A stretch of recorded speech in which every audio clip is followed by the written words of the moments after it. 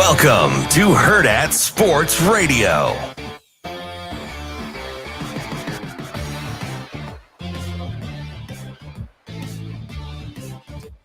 Good morning. Welcome into Hurrdat Sports Radio. I'm Ravi Lulla. Andrew Rogers here with me as well. Good morning, man. We are coming to you live from AM 590, ESPN Omaha, ESPN Tri-Cities. We're at the Hurrdat Sports Bar and Grill, the H&H Chevrolet stage. We are here on YouTube and Twitter as always. Our good friends on YouTube always joining us. We appreciate you guys. Good morning, TK. Appreciate the kind words there. We've got a good show for you here today. Coming up at 8 o'clock, we've got Brian Christopherson from Husker 24/7. We've got Kevin Sjuts, our guy from 1011 News in Lincoln. He joins us at 8:30. We've got Joe Cook at 8:45 to talk a little. Listen, guys, I know before we even get this, talk a little Texas football. And the reason we're talking Texas football, we're trying to get to a bunch of the major players in this conference championship weekend. Texas is, I'm not want to go Mac Brown on here, but Texas is a powerful player. This is one of those weekends where we talked about this yesterday or Monday, I think, with Barrett. Texas is a powerful player. Thank you, Shane. There's some hilarious scenarios where the committee's going to be tying themselves in knots trying to figure out what to do.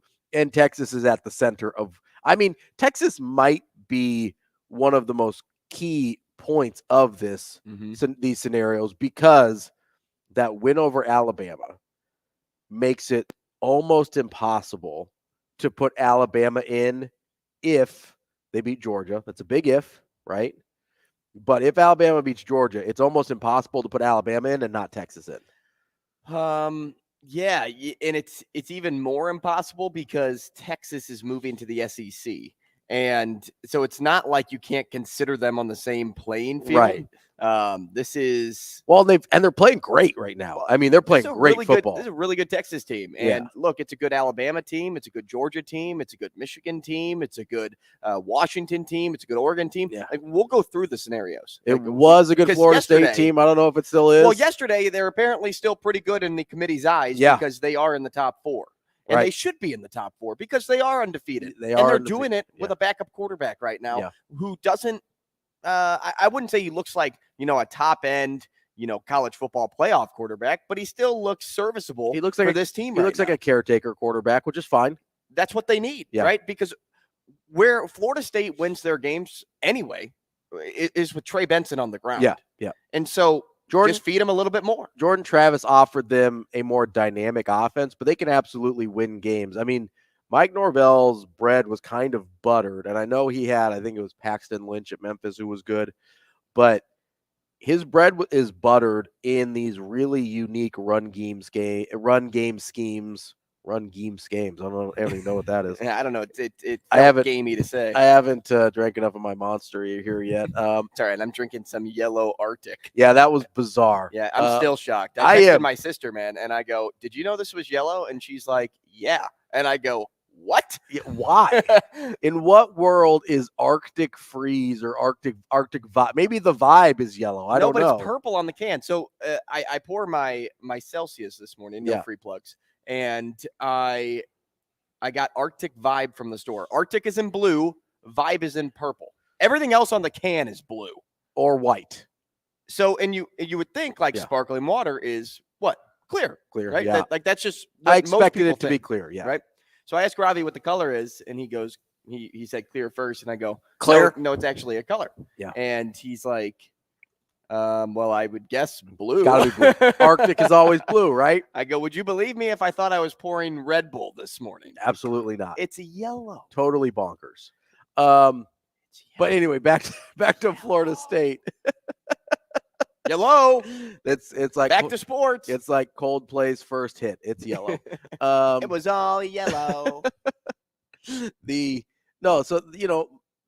There's actually a kind of precedent for this in what Mike Norvell does offensively in kind of scheming up the run game.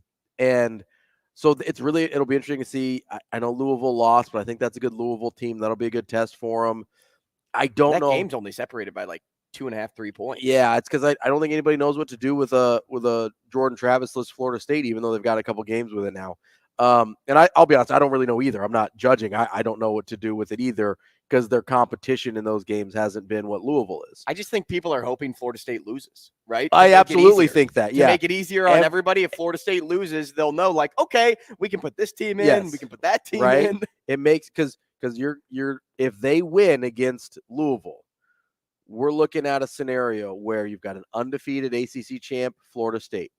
You potentially have, if Washington wins, they're in, absolutely no questions asked. And Oregon's out. Yes, because it was second loss team, both to Washington. Washington's clearly the best team in the Pac-12. They'll still make a New Year's Six bowl. Yeah, they had a great year, but they're out of the playoff, right? So you look at that game. If Oregon wins, you've got a Washington team that's been one of the best teams all year with one loss. They're probably out. You've got Oregon as a one-loss Pac-12 champ. Let's say Alabama beats Georgia and Texas wins against Oklahoma State. So you've got one loss, two-time defending national champion Georgia, who is not a conference champion. Okay? That's one of the most interesting cases we'll have. You have one loss, Alabama, SEC champ, who lost to Texas. We're at two teams. They have to get to the 4. Like that should put them at 4. You would think. We're at 2, though, okay? We would have a one-loss Texas team that beat Alabama. That's 3. You have an undefeated Florida State team without their Heisman Trophy candidate. That's 4. You have a one-loss Pac-12 champ in Oregon who has been, I think, one of the best football teams all year. That's 5. You've got one-loss Washington, who's also been one of the best teams all year, that has split the season series with Oregon. That's 6. Am I forgetting anybody? No, I think the two teams, though, that should be really ticked off about their position. Oh, Michigan. Well, Michigan's in as long as they beat Iowa, right? If they lose to Iowa, they're out. It's a hard out. If they beat Iowa, they're in. So if they lose to Iowa, there won't be a Big Ten representing the because Ohio State's out. Ohio State is 6. They are out. Unless Texas loses in the Big 12 championship game. Unless Texas loses, unless, Florida State loses. Yeah, because I think a Florida State loss, a Texas loss, an Alabama loss would clean it up because then you've got Georgia. You'd probably still have Washington and Oregon. Yeah, you'd have Washington and Oregon, and then you might have Ohio State slide in there. Maybe. Well, is a one-loss Ohio State better than a one-loss? No, because Michigan would stay. Michigan would stay over Ohio State. Not if they lose to Iowa. They would stay, though, because they have the win over Ohio State. Yeah, but they got to the Big Ten championship. Iowa's a worse loss for Michigan than Michigan is a worse loss for Ohio State. You got to. But then you have the head-to-head. You got to look at the standard, right? That's what I mean. Because you got the extra game. Yes. Right? If you didn't have the extra game, you'd be in already. Yeah. So I don't know how the committee would look at that situation. Maybe they're just like, hey, let's cut our losses and just say, get rid of Michigan. Yeah, exactly. I honestly think if Michigan loses, they want nothing to do with them. Well, and you have to think about this too, right? Because we're talking about if X team beats X team, right? Yes. So Georgia would be in. Yes, if they win. Georgia's in no matter what.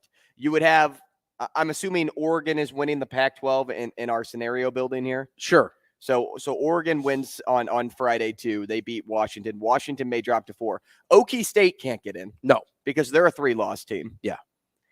You have Iowa who can't get in. Right. Because they have a 2-loss record. And you have Louisville. And it's freaking Iowa. Yeah, and you have Louisville that's already a 2-loss team. Yeah, so they're not getting in either. If Louisville was a 1-loss team. This is even. If they had beat Kentucky. Maybe. Yeah, if they had beat Kentucky because they were at 10th at 1 loss. If they had beat Kentucky and then beat Florida State, which would have been. It's a big maybe. Because even a 2-loss Alabama team or Texas team is more appealing than your ACC champion. But we run 8 deep with no loss or 1-loss teams in the college football playoff rankings currently.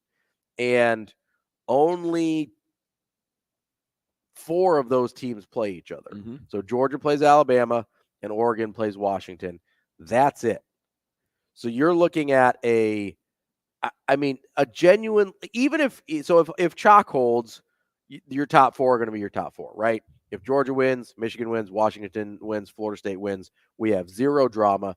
That's probably the scenario that, I mean, I would guess that's the scenario that the committee is rooting for, because the way they've positioned these teams, Texas and Alabama probably can't jump 3 or 4 spots to hop in as a one-loss team. Like Texas specifically, because Alabama would have 2 losses in this scenario, right? But let's say Florida State loses. You've got 3 undefeateds. Is Texas going to jump Ohio State, who's not going to take another loss, to get in there? I don't think so. I think they're positioning this that Ohio State would be the next team in if Oregon doesn't beat Washington. It can genuinely be a total cluster if just a couple scenarios play out. And it seems almost likely, because most people think Oregon's going to be Washington at this point, right? I do. Well, they're 9.5-point favorites. Yeah, that's crazy. Yeah, that number's way too big. And it's almost criminal to Washington, because Washington has 2 more quad 1 wins than Oregon and this year. Beat Oregon. They beat Oregon already. So why is it if Oregon wins, automatically Washington is out? Why? Yeah, I don't understand. That blows my mind. I don't understand that at all. I understand Oregon being in if they win, because they've been really good all year. They will have avenged their only loss. And they only lost by what, like 2, 3 points? 2 or 3. Yeah, it was pretty late score. It was a really good game, but that's also why I don't understand the 9.5-point line. And look, Michael Penix is still up for the Heisman, right? I mean, still in the Heisman I think race. he should win the Heisman. I'm not buying into the Daniels from LSU.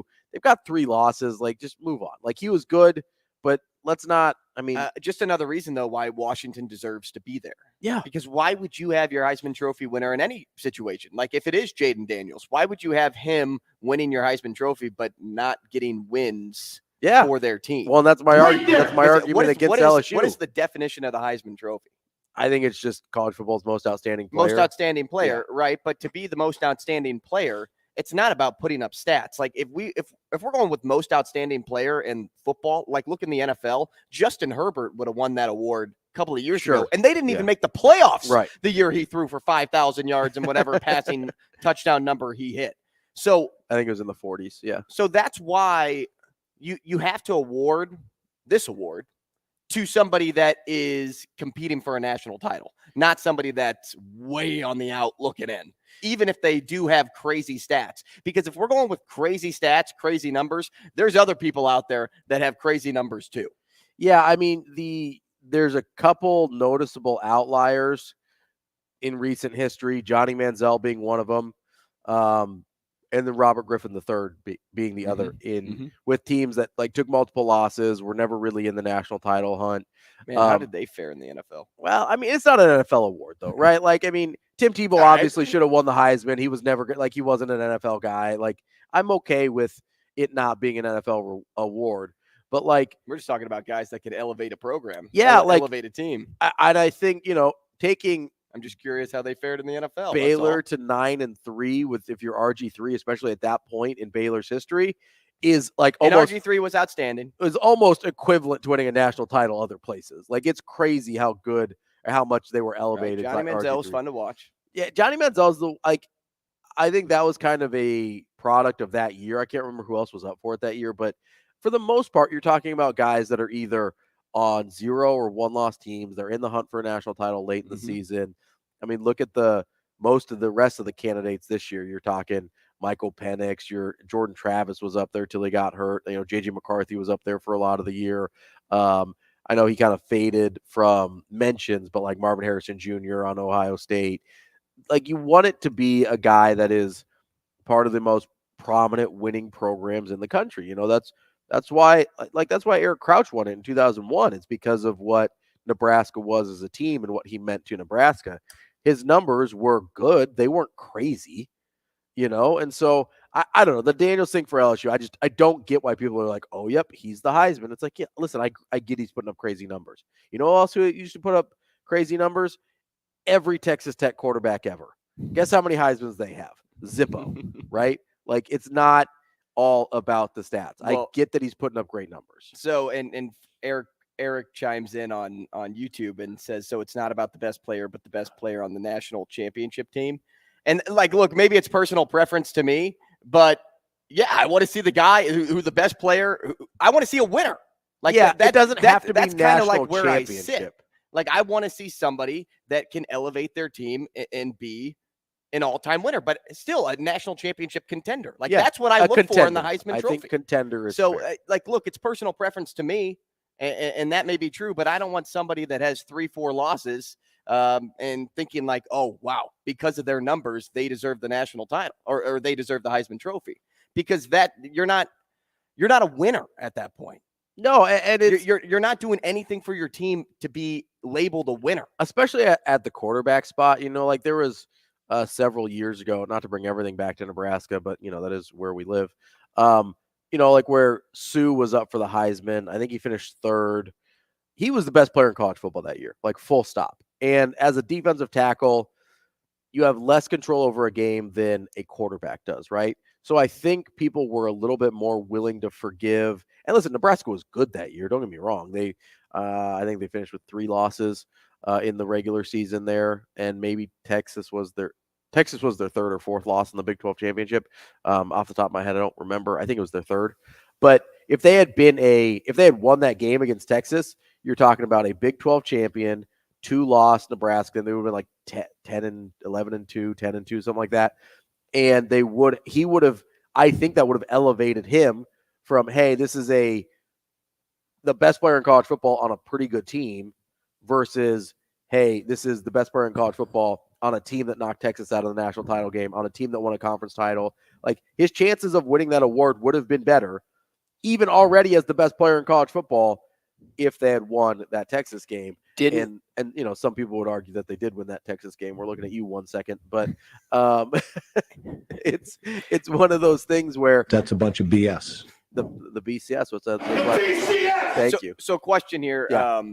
Because I'm trying to understand, and maybe you don't know the answer to it, but I'm reading one of Gary's comments on YouTube, and he said, but when you outpace Joe Burrow, you have to be in the conversation. Who's he referring to here? I'm guessing he's talking about Daniels, but I'd have to compare their stats. But I didn't know if he was talking about somebody in 2019 or if he was talking about Daniels this year. I think he's talking about Daniels this year putting up comparable numbers to Joe Burrow in 2019, which I'd have to do a side-by-side comparison here.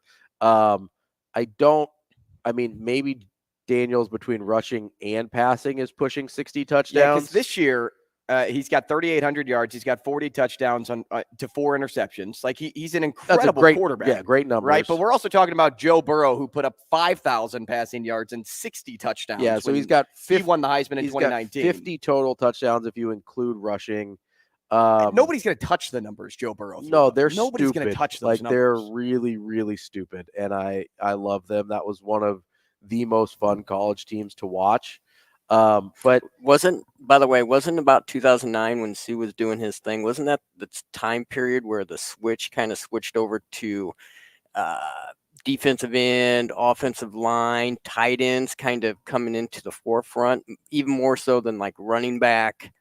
Obviously quarterback's still there, but wasn't that like the time switch over?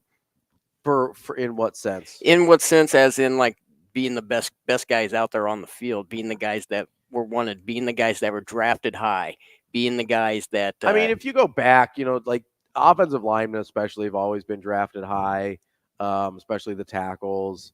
I think defensive ends, and that's probably around the time defensive ends and defensive linemen in general started getting drafted a little bit higher. Tight ends started to become more prominent.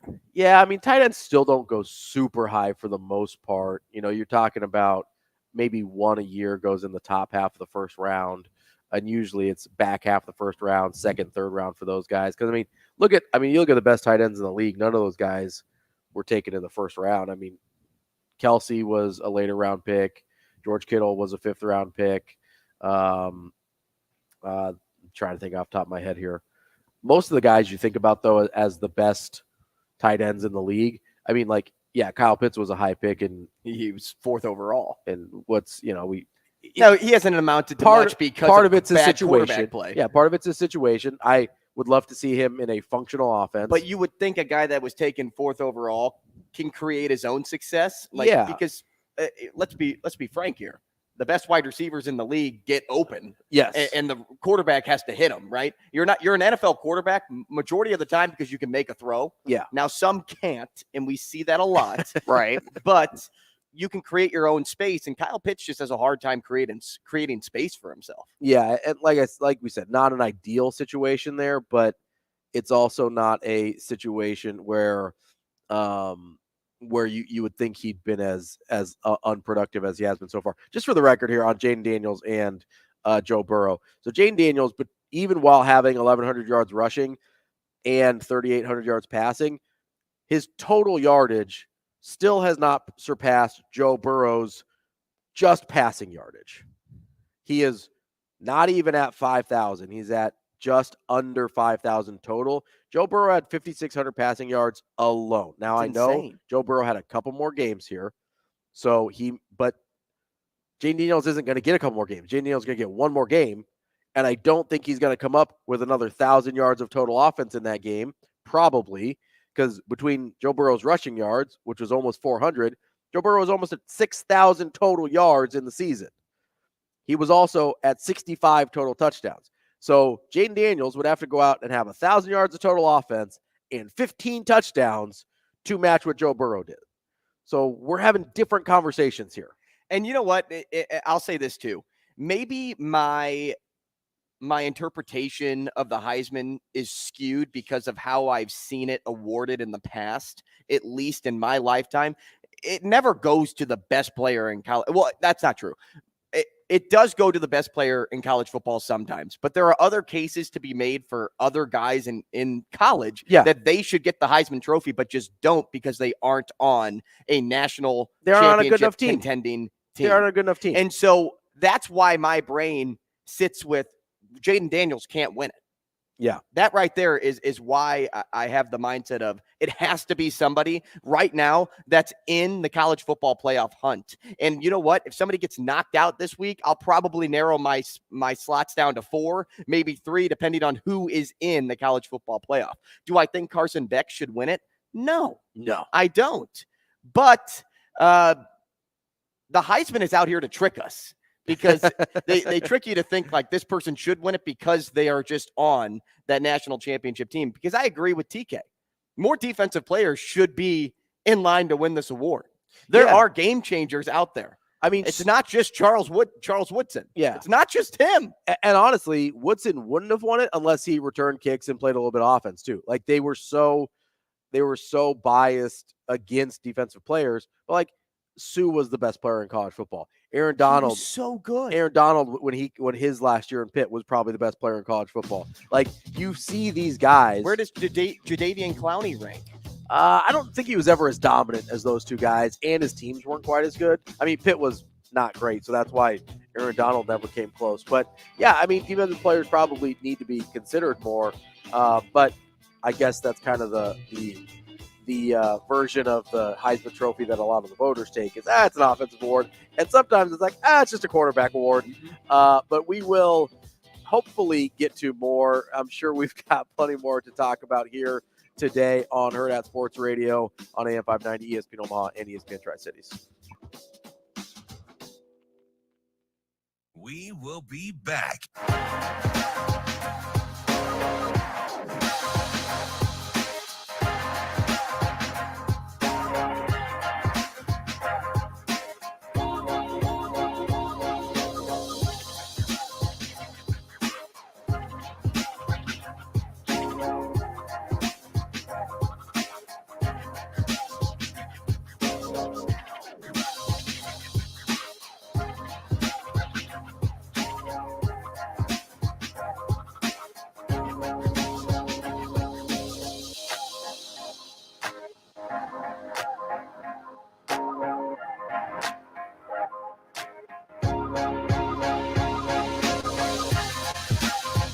We will be back.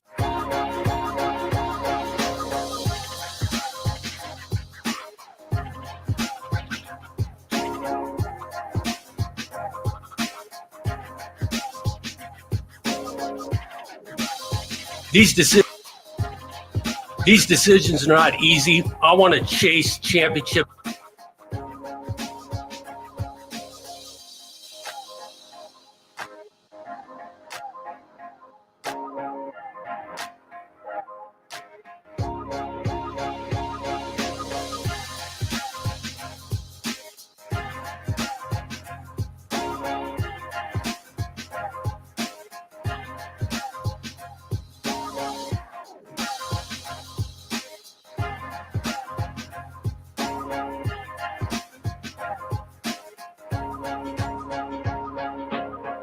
We will be back.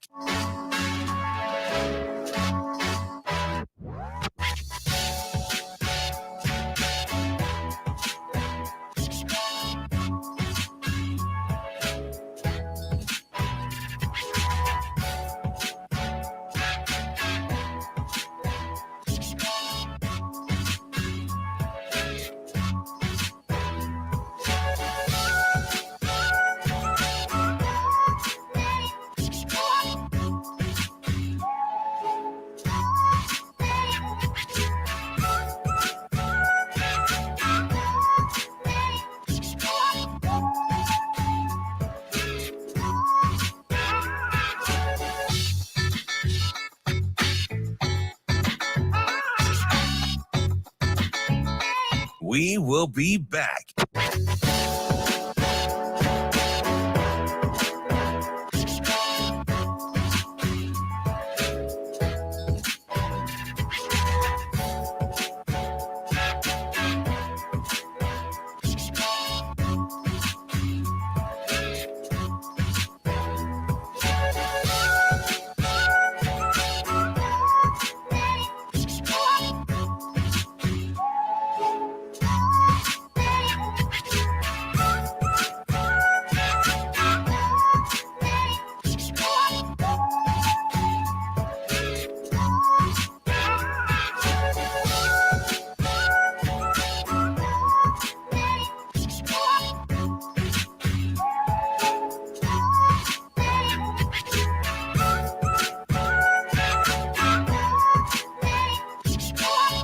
We will be back.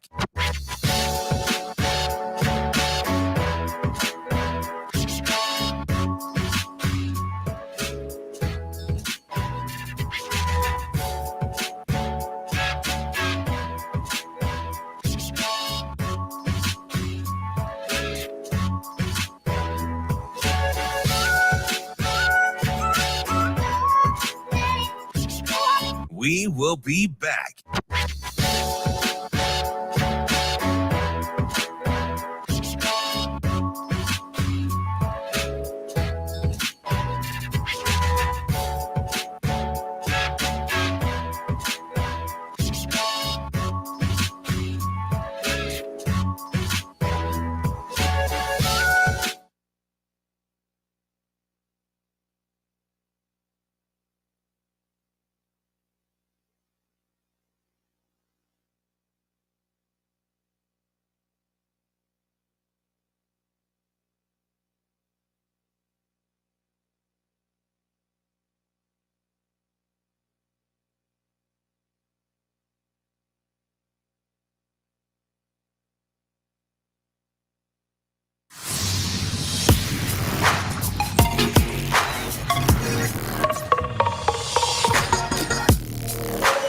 You're listening to Hurrdat Sports Radio.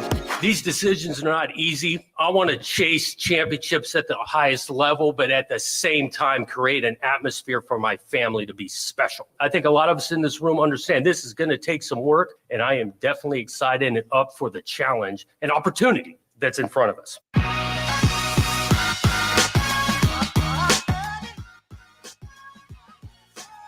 Welcome back, Hurrdat Sports Radio on AM 590, ESPN Omaha, ESPN Tri-Cities. I'm Ravi Lulla. Andrew Rogers here with me as well. We are live from the H&H Chevrolet stage and, of course, on Twitter and YouTube. There was some breaking Nebraska news yesterday. A few things, actually, that relate to Nebraska. First and foremost, an enormous commitment from Grant Brix, the offensive tackle from Iowa. He is a 4-star and one of the most coveted recruits for Nebraska in this class, one of their highest rated targets. He bumped them up 3 spots in the 24/7 composite ranking, even with the decommitment of Carlin Jones, which was another big one. Other piece of breaking news last night. 1 in, 1 out for the Nebraska recruiting class.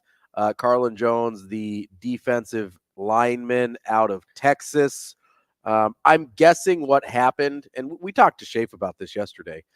I'm guessing what happened because he said he felt pretty good about Carlin Jones, but he was interested to see what would happen if Mike Elko offered him from Texas A&M, and I'm guessing that's what happened. I'm guessing we will see a commitment to Texas A&M and Mike Elko from Carlin Jones. Either that or a lot of reflection on his Ohio State visit. Sure, yeah. Ohio State, top 6 team in college football right now.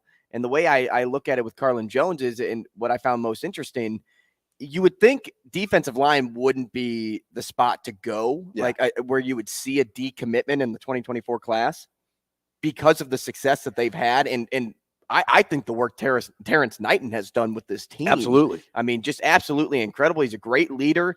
We've seen it in action. So the fact that there was reason he couldn't be retained, it has to be one of those two things. It has to be he got that offer from A&M and he's like, oh, I can be close to home. Yeah. Or it's Ohio State still knocking on his door saying, like, hey, we really want you. My man. Yeah.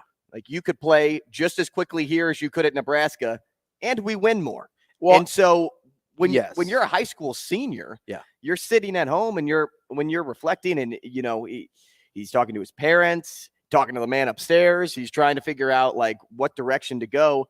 It's pretty easy to get pulled in a winning direction. It's very easy, I should say, to get pulled if they're offering the exact same thing. Well, here's the other thing that I think is worth remembering about Nebraska's defensive line room also.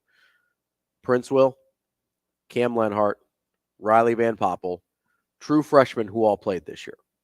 Maverick Noonan, true freshman who didn't play, but was part of the class last year as well. 4 of their top 7 commitments from last year's class were defensive linemen. 4 of their top 7. 3 of them already saw the field. 2 of them were impact players this year. If you're sitting there as Carlin Jones, you can look at that as one of 2 ways, right? Number one, hey, there's opportunity here. If I'm good enough, they'll play me right away. The other way you can look at it is, man, that room is stacked. I'm going to be behind some guys. And if you're Carlin Jones, you can say, maybe that's not the place you want to be in. Maybe you want to have a little bit of a clearer path to playing time. This is not judging him. It's just those are things you look at during the recruiting process, especially, let's say, if Texas A&M has come in and said, hey, like, look at our room. Here's an offer. I think you can play right away.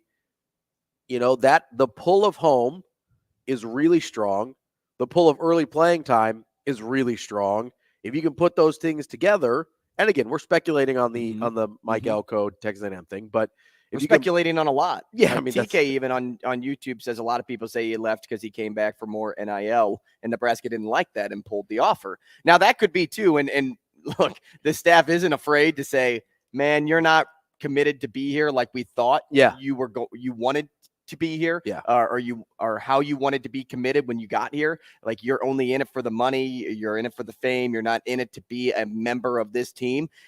Look, this coaching staff will pull offers like that lickety split. Like, it would be in an instant. They've been pretty clear about they'll pass the paper and they'll scoot it right back, even if you're a 5-star. Like, they're clear about their message and about the type of guys that they want here. And I'll be honest here.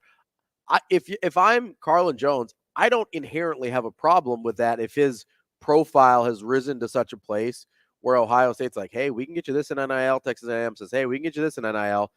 But if you're going to do that, you have to be willing to either walk away or be sent away from the table, right? If that's how he wants to play it, I honestly don't have a problem with that. And look, at some universities, you can do that. Yeah. You can go into the war room and say, hey, I want X, Y, and Z added to my NIL deal And you can get that done. Yeah. At Ohio State, they can do that. Yeah. At Texas A&M, they can do that. At Nebraska, the culture just isn't set up for that. Yeah, they just won't do it. And that's, again, I think that's fine on the Nebraska side. I also think it's fine on the Carlin Jones side. Like if I'm a 17, 18-year-old and I have an opportunity to make real money for me and my family, there's a good chance I'm going to try and maximize that. You don't even have to be a 17, 18-year-old. You can be in college and now, right? We call it normalized tampering, right? Yeah. Where schools reach out to players and say, hey, I can give you this dollar amount to come play at this program, at our program. Well, Cam Ward is a perfect example at Washington State. Cam Ward. He's gotten 8 schools or so that have reached out to him and said, I'll give you $1 million to come play at our university. Be our quarterback. Washington State can't offer that. No. They're not in any position to offer him anything of value now because of the position the school is in. Yeah, because they're not going to be in a major conference. They don't have the resources either within the program or from outside the program to match that. Even if Cam's not looking for that, people are still coming to him. So the same can be said for Carlin Jones. And it's really hard for us to sit here and be like, oh, you should turn down the $1 million. Like, no. I don't think I would ever say that. This dude was at Incarnate Word 2 years ago.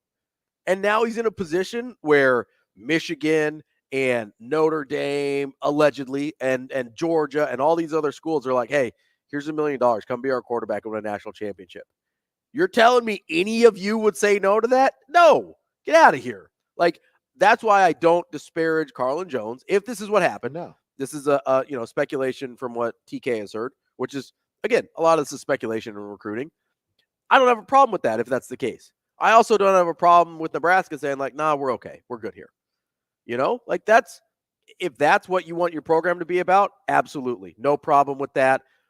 I trust Matt Rhule with the culture stuff, like implicitly. On the other side, I'm also okay with Carlin Jones trying to get paid, right? A lot of these guys, I know a lot of people think about, well, just wait till the next level, get your education, whatever. A lot of these guys, their highest earning potential, no matter what education they get, no matter what field they go into, is right now. This is the highest their earning potential will be in their lives for a lot of these guys, because most of them don't go to the NFL. And even if you get a good job because you got a good degree from a good university, I don't know a lot of jobs that pay 7 figures that you're not in an executive suite, right? Like it's a tough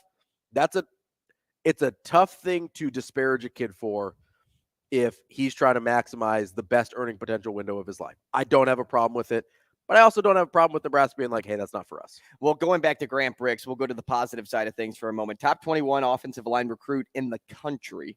Yeah. This was a significant recruiting win for Nebraska because of the offer list of the other people that Grant Brix had. He had Iowa, Penn State, Oklahoma, Tennessee, Miami, Notre Dame, Oklahoma, Oregon, Alabama. The list goes on and on. Mm-hmm. This is a huge win for the school, especially because they have to replace 2 offensive linemen. Yeah. Ethan Piper's not coming back next year. Yeah. He walked on senior day. Newilly, I believe he's out of time. Yeah, he's out of I think his eligibility and is gone. He also walked on. And he walked on senior day. Teddy Prohaska, Justin Evans-Jenkins saw some time, but we also saw the question marks that kind of arise with both of those players. And Prohaska, you always wonder health. You wonder about health. Although I thought by the end of the year, he was playing really well. I know they're really high on Justin Evans-Jenkins. Won't take that away at all. No, but depth. You always need depth at those spots. You need bodies. And it was seen this year how much depth they needed because you got reps from JEJ and Teddy Prohaska. And Henry Lutovsky got reps. Like, you need guys that you can count on to get you reps. I believe they'll get Turner Corcoran back, which is a big piece for them. But, yeah, this is a huge get at if Nebraska's going to build the way Matt Rhule says he wants to build, Grant Brix and guys like that on the offensive line are enormous for their future success. Well, just remember what Nebraska did last year going into this season. They moved Jason Machacek and Ruquan Buckley to defense. Yeah. So the fact that they felt they were good enough in the depth department then, but then you realize, like, hey, got a little shaky. Like, do we move any of these guys back? No. They just get their recruits and they fill up their room that way, leave the other guys where they're at. Nebraska has the truck to move anything. Coming up, we'll wrap up hour number 1 here on Hurrdat Sports Radio.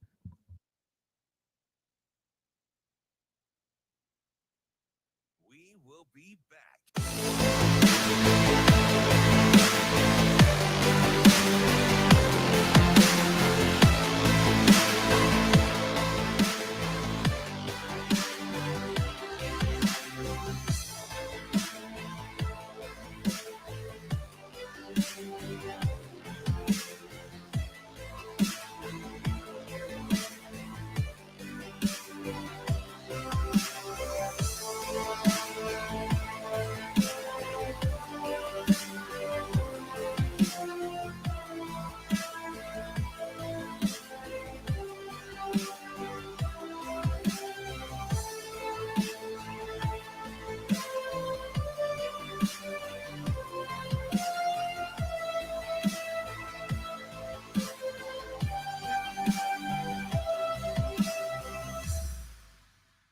We will be back.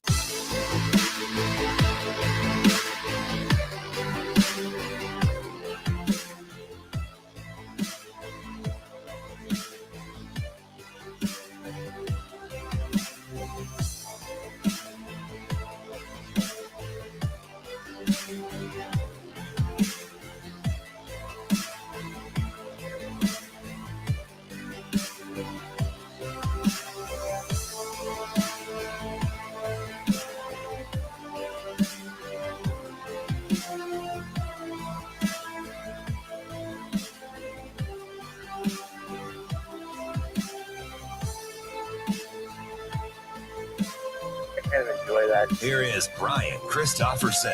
Jubba goes shotgun, trips go right. Jubba goes shotgun at the 15, 10, Derry, and Nebraska's on the We board. will be back.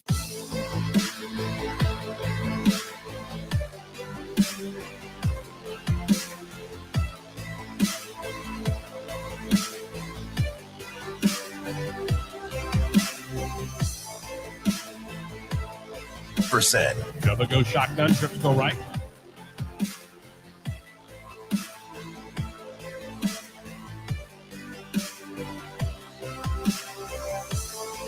Christopherson. Jubba goes shotgun, trips go right. Not a guy to the near side. Christopherson. I can enjoy that. Here is Brian Christopherson. Jubba goes shotgun, trips go right. Not a guy to the near side. Boyd, he burns at Iowa secondary. Boyd. Here it.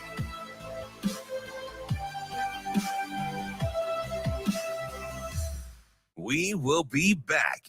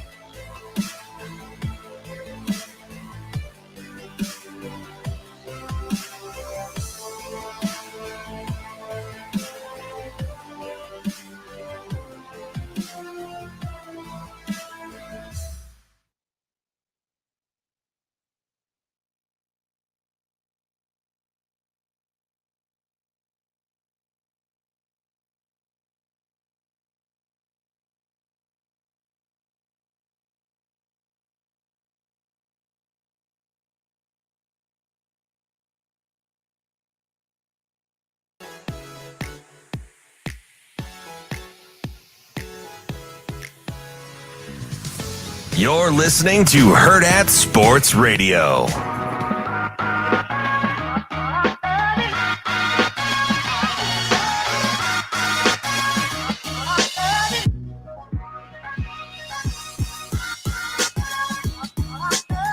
Wrapping up hour number one here on Hurrdat Sports Radio.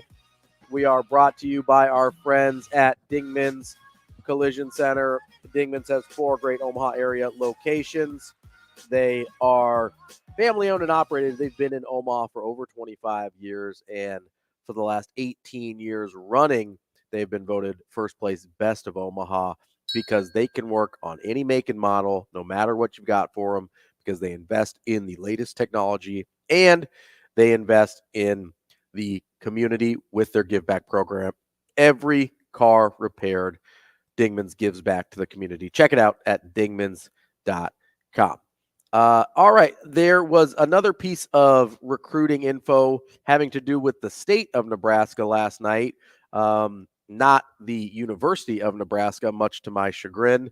My guy, Anthony Rizak, committed as a preferred walk-on to Notre Dame. Good for him. Really happy for him. He'll go be with his brother, Teddy, who will be on scholarship with the Fighting Irish.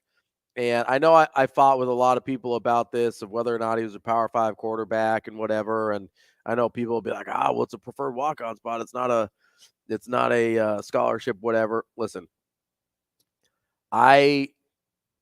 first of all, one of my biggest issues is I just don't like how Nebraska handled this. Like, just straight up, don't like how Nebraska handled the situation with Anthony Rizak. And I know this firsthand They did not give him the time of day. They didn't give him, I mean, and listen, this is nothing against, and I forget the guy's name off the top of my head. This is nothing against Matt Rhule. No. Marcus Satter? Oh. No. No. There's the preferred walk-on from Blair that's coming to Nebraska. I can't remember the kid's name off the top of my head, but he's not as good as Anthony Rizak. I'm sorry. Like, he's just not. And so the fact that they actively recruited him for a preferred walk-on spot, Anthony Rizak never got so much as a preferred walk-on offer from Nebraska. They never said they wanted to give him a shot even as a quarterback. They were looking at him as a safety, which is fine, but be upfront about it, right? That was kind of an issue. They brought him in for a visit and largely ignored him. This is one of the two best football players in your state. The other one, Caleb Benning, they locked down, right? I don't understand. Listen, if you don't think you want to offer him a scholarship, okay, that's your judgment. I can accept that. I don't love it, but I can accept it. But to ignore him as a preferred walk-on, to offer a lesser Nebraska quarterback as a preferred walk-on, and again, nothing against the Blair kid, but Anthony is one of the two best players in the state and the best quarterback in the state for my money, okay? And to handle it that way, to basically ignore him when you invite him down for a visit, like that to me was what I had the issue with. Whether you think he's a Power 5 quarterback or not, whether you just want him in as an athlete, whatever, here's what I know for a fact. As a preferred walk-on, the head coach of Notre Dame was actively involved in Anthony Rizak's recruitment. That's a fact. They wanted that guy in their locker room. And if you've met the kid, if you've seen him lead on the football field, if you know anything about him and his family, you understand exactly why they wanted him in that locker room. You're talking about culture and fit and things like that. And to go and totally ignore a guy like Anthony Rizak, even if it is just as a preferred walk-on, blows my freaking mind. I just don't get it, and I never will. Preferred walk-ons or walk-ons in general are labeled as what? Gambles. Yeah, right? You're taking a flyer. You're taking a flyer. Gambles. So the idea of not wanting to gamble on Anthony Rizak was alarming to me. Yes, Nebraska didn't see him as a quarterback. That was obvious because you would have offered him if you saw him as a quarterback. Sure. Like if Nebraska was like, we want to rebuild this quarterback room. We see Anthony Rizak is having a ton of success at Westside. He is going to play quarterback for us. Let's offer him as a preferred walk-on. Like that would be telling. Okay, they want him to play this position. But because they didn't offer him, because they kind of gave him the cold shoulder, it told me everything I needed to know about how they thought about him, and it wasn't him playing quarterback at the university. And then it turned into, well, if he's not playing quarterback, what is he playing? Yeah. And so that's why Nebraska just veered off.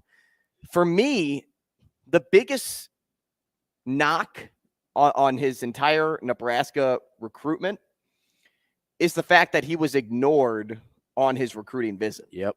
Because I'm a first impression guy. Yeah, absolutely. Most people are. Yeah. But especially me. Now I'm really good about giving people a second chance. Sure. But in moments like this, like as much as I'm trying to get you to want me, a lot of it is, no, you're trying to get me to want you. Yeah. And if you're not going to show me the time of day, dude, I'll move on. Like, because the way he was raised, and you brought up his family, which is a great tie. I mean, his dad is super well known in the person to person department. Yeah. Like, he's very personable and he's very smart, and they know what they're doing in that family. Well, and they've raised confident kids, right? Like there's a lot of kids that would be blown away just by, that Nebraska offered or sent me down to a game day or whatever. He's raised confident kids. Those are kids that know their value. They know their worth. And it's kind of funny because it seems like Anthony approached his recruiting in the same way that Nebraska approaches their recruits, in that, hey, we want guys that really want to be there. I think Anthony just wanted to be somewhere where they really wanted him there. And listen, who doesn't? Right. Yeah, absolutely. But like, I think there are some kids that would be like, they get because it's the hometown team and things like that, they get a little, they get the rose-colored glasses on with Nebraska football. And to his credit, Anthony didn't with the, with the visit and whatever.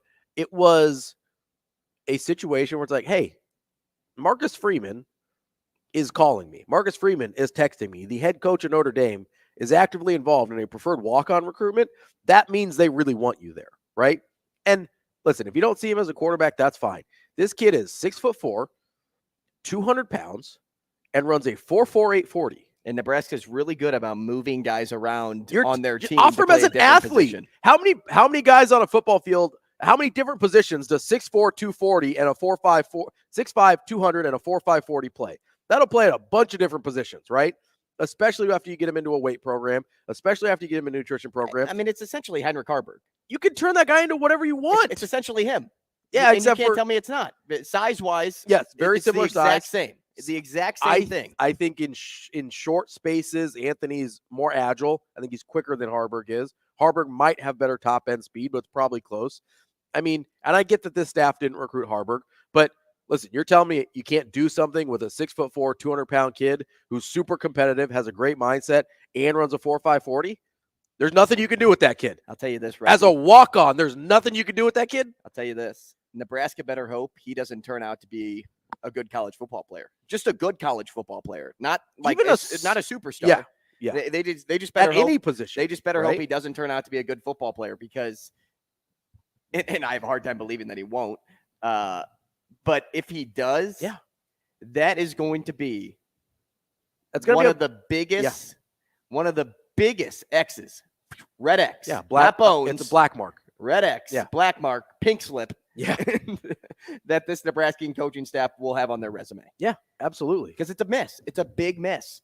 You're taking somebody that led their team to a, was it 12-0, 13-0? 13-0. 13-0. Right out. One of the best high school football seasons in Nebraska history. Yeah. They set all sorts of records. The team did. Yeah, for sure. Rizak was super productive. He was voted. He was also playing with what? A torn something or other in his shoulder. Was it a labrum? Yeah, I think he was banged up. I think it was on that Millard South game. He got banged up, came back. I mean, like he wasn't throwing at 100%. From a mentality, from a competitiveness, from a physical profile, whether you see this guy as a quarterback or not, recruit him as an athlete, recruit him as a person. Be like, hey, look at the culture that Westside has, right? I'm wearing a Westside shirt today because I like supporting my guy Rizak, right? And you look at the culture that they have. That is as much, we talked to DB about it on Monday with Sauter. That is as much about what happened this year as the talent on the field. There's other teams that Division I talent, at least, are comparable. This team for Westside only has I think 4 scholarship Division I guys on it. Maybe they'll have more later that come up that are younger guys. But as far as active contributors, you're talking about Christian Jones, Caleb Benning, Anthony Rizak, or Teddy Rizak, because Anthony's not scholarship. And then I think there's one more that I'm forgetting. But you're talking about 3 or 4 guys. Well, Christian Jones is a big name to talk about. Yes. No, right now. Okay. Because this is somebody that has had a lot of connection with Nebraska. Nebraska likes him. As well they should. He shows off in camp really, really well, but he also shows out on the field. Yep. And having that correlation is more important than, hey, I just look good when I'm not in pads. Yeah. But in regards to the Rizak brothers and those at Westside connected to Nebraska, you can't tell me that Marcus Freeman isn't also knee-deep in that program. Absolutely. And knee-deep into the Rizak family because he wants to get close to Christian Jones too. You can't tell me that isn't a huge reason here. If it was only one Rizak going to Notre Dame, you probably have a leg up. But with both Rizaks there and you have Caleb Benning going to Nebraska, and yes, you have some other Nebraska ties, you're looking at maybe a 50-50 spot here. And then you look at Christian Jones and you're like, hey, man, you can go to your state school. You can go to the school that you grew up loving and adoring. Or you can go to a program that has also a large history of winning. Yeah. And is winning right now. Absolutely. That's our number 1. Coming up next, we're going to have Brian Christopherson, Husker 24/7. We will be back.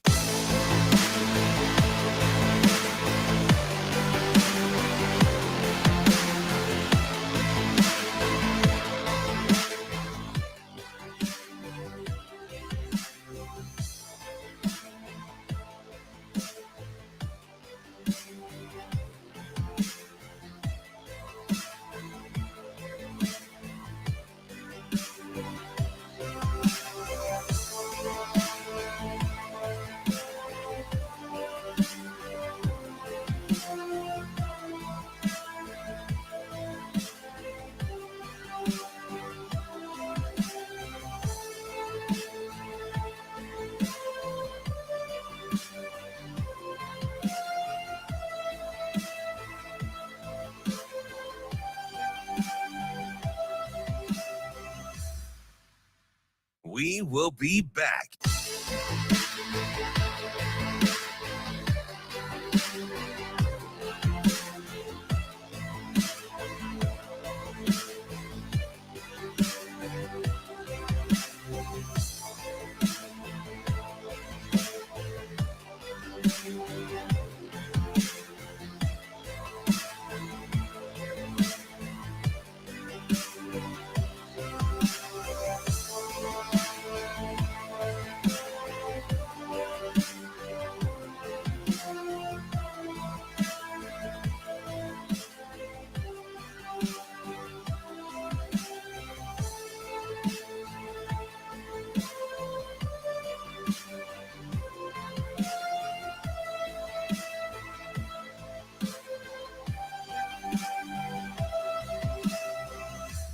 We will be back.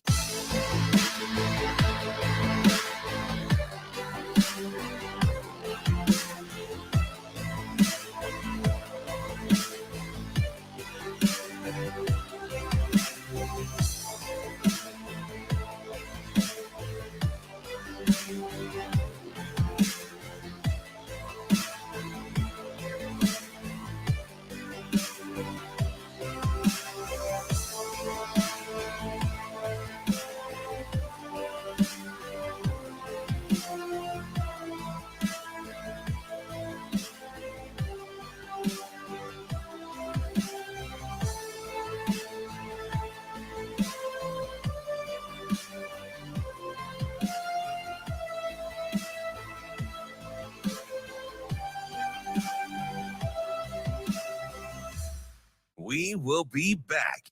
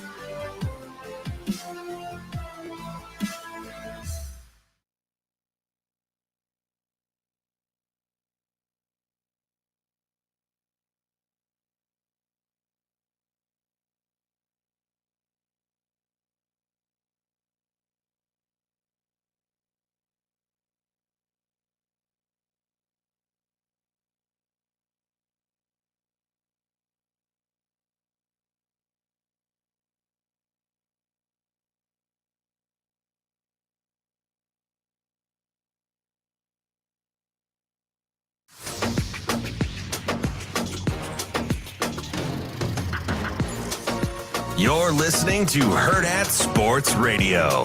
Here is Husker 24/7 senior writer, Brian Christopherson. Yeah, it'll be a little bit of a circus act. Brian Christopherson. Well, I mean, that's pretty interesting. Brian Christopherson.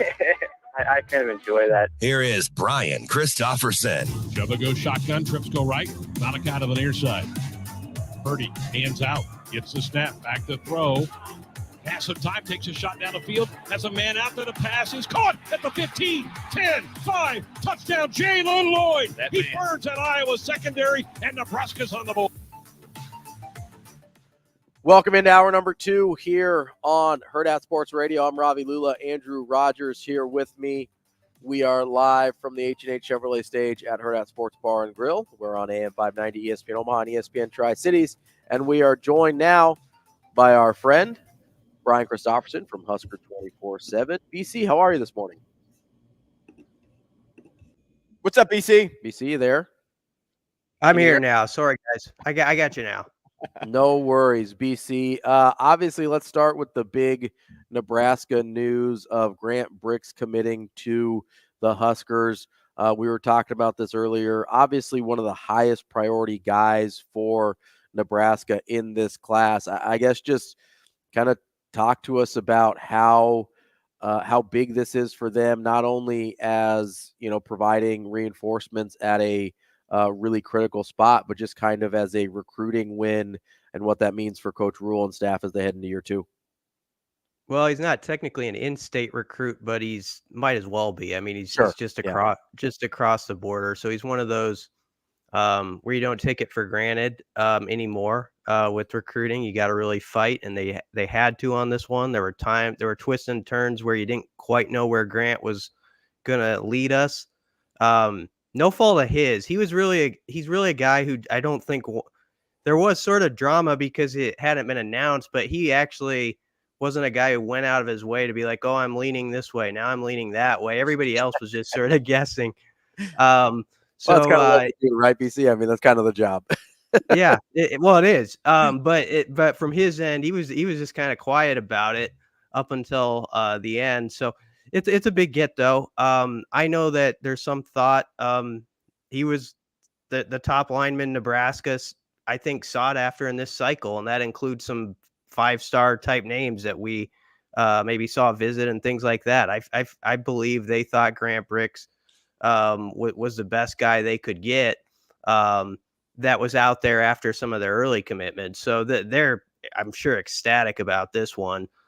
They probably knew this was in the works for a while now, but to have the announcement out of the way, it was a nice boost on a night where Nebraska also loses who I think is a really good player in Carlon Jones, which we might get to. But so there's recruiting for you, the ups and the downs. You get one, you lose one. But Brix is a big deal, no doubt about it. BC, let's get to that Carlon Jones decommitment right now. I know that's a guy that a lot of people in this class were really high on. His recruitment really started to pick up as of late. What do you think happened there? I mean, is it as simple as, Mike Elko comes into Texas A&M and maybe makes a push on him? Or what do you think happened with Carlon Jones? I don't know if it's that simple, but it's something you got to consider with this. I think the Elko move to A&M is going to make it, more of a challenge down there. I think he is really well received by the Texas high school coaching community and a lot of the schools there. So maybe this is a case where we see that right away.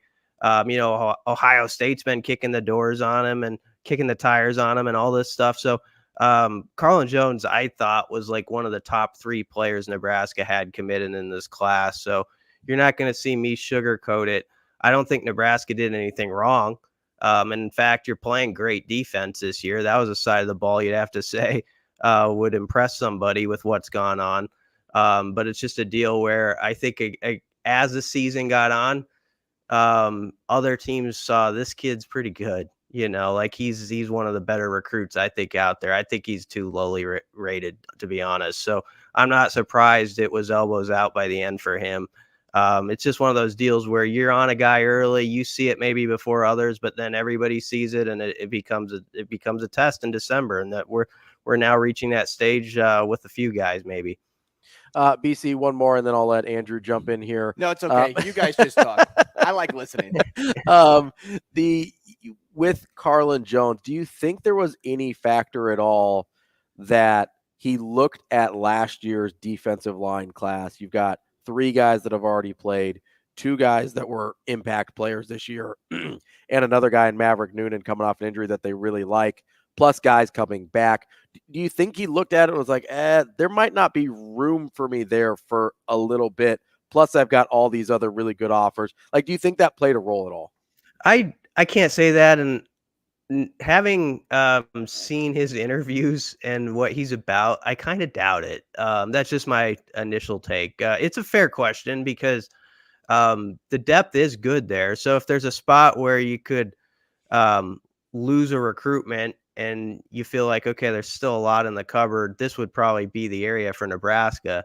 Nonetheless, man, I think he's going to be a really good player. It's a tough one. It was one of those that the Grant Brix announcement, I think, helps, and because everybody's sort of pointing their attention toward that. You want to look toward the sunshine more than the clouds.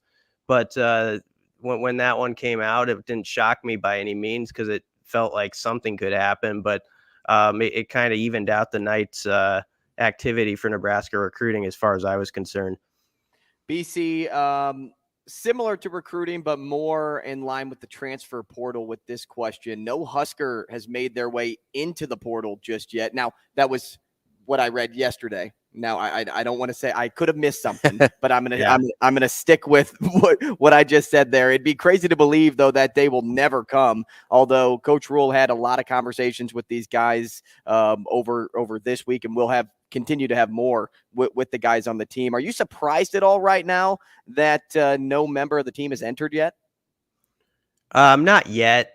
I mean, I think there's going to be some of that, of course, because that's the era we live in.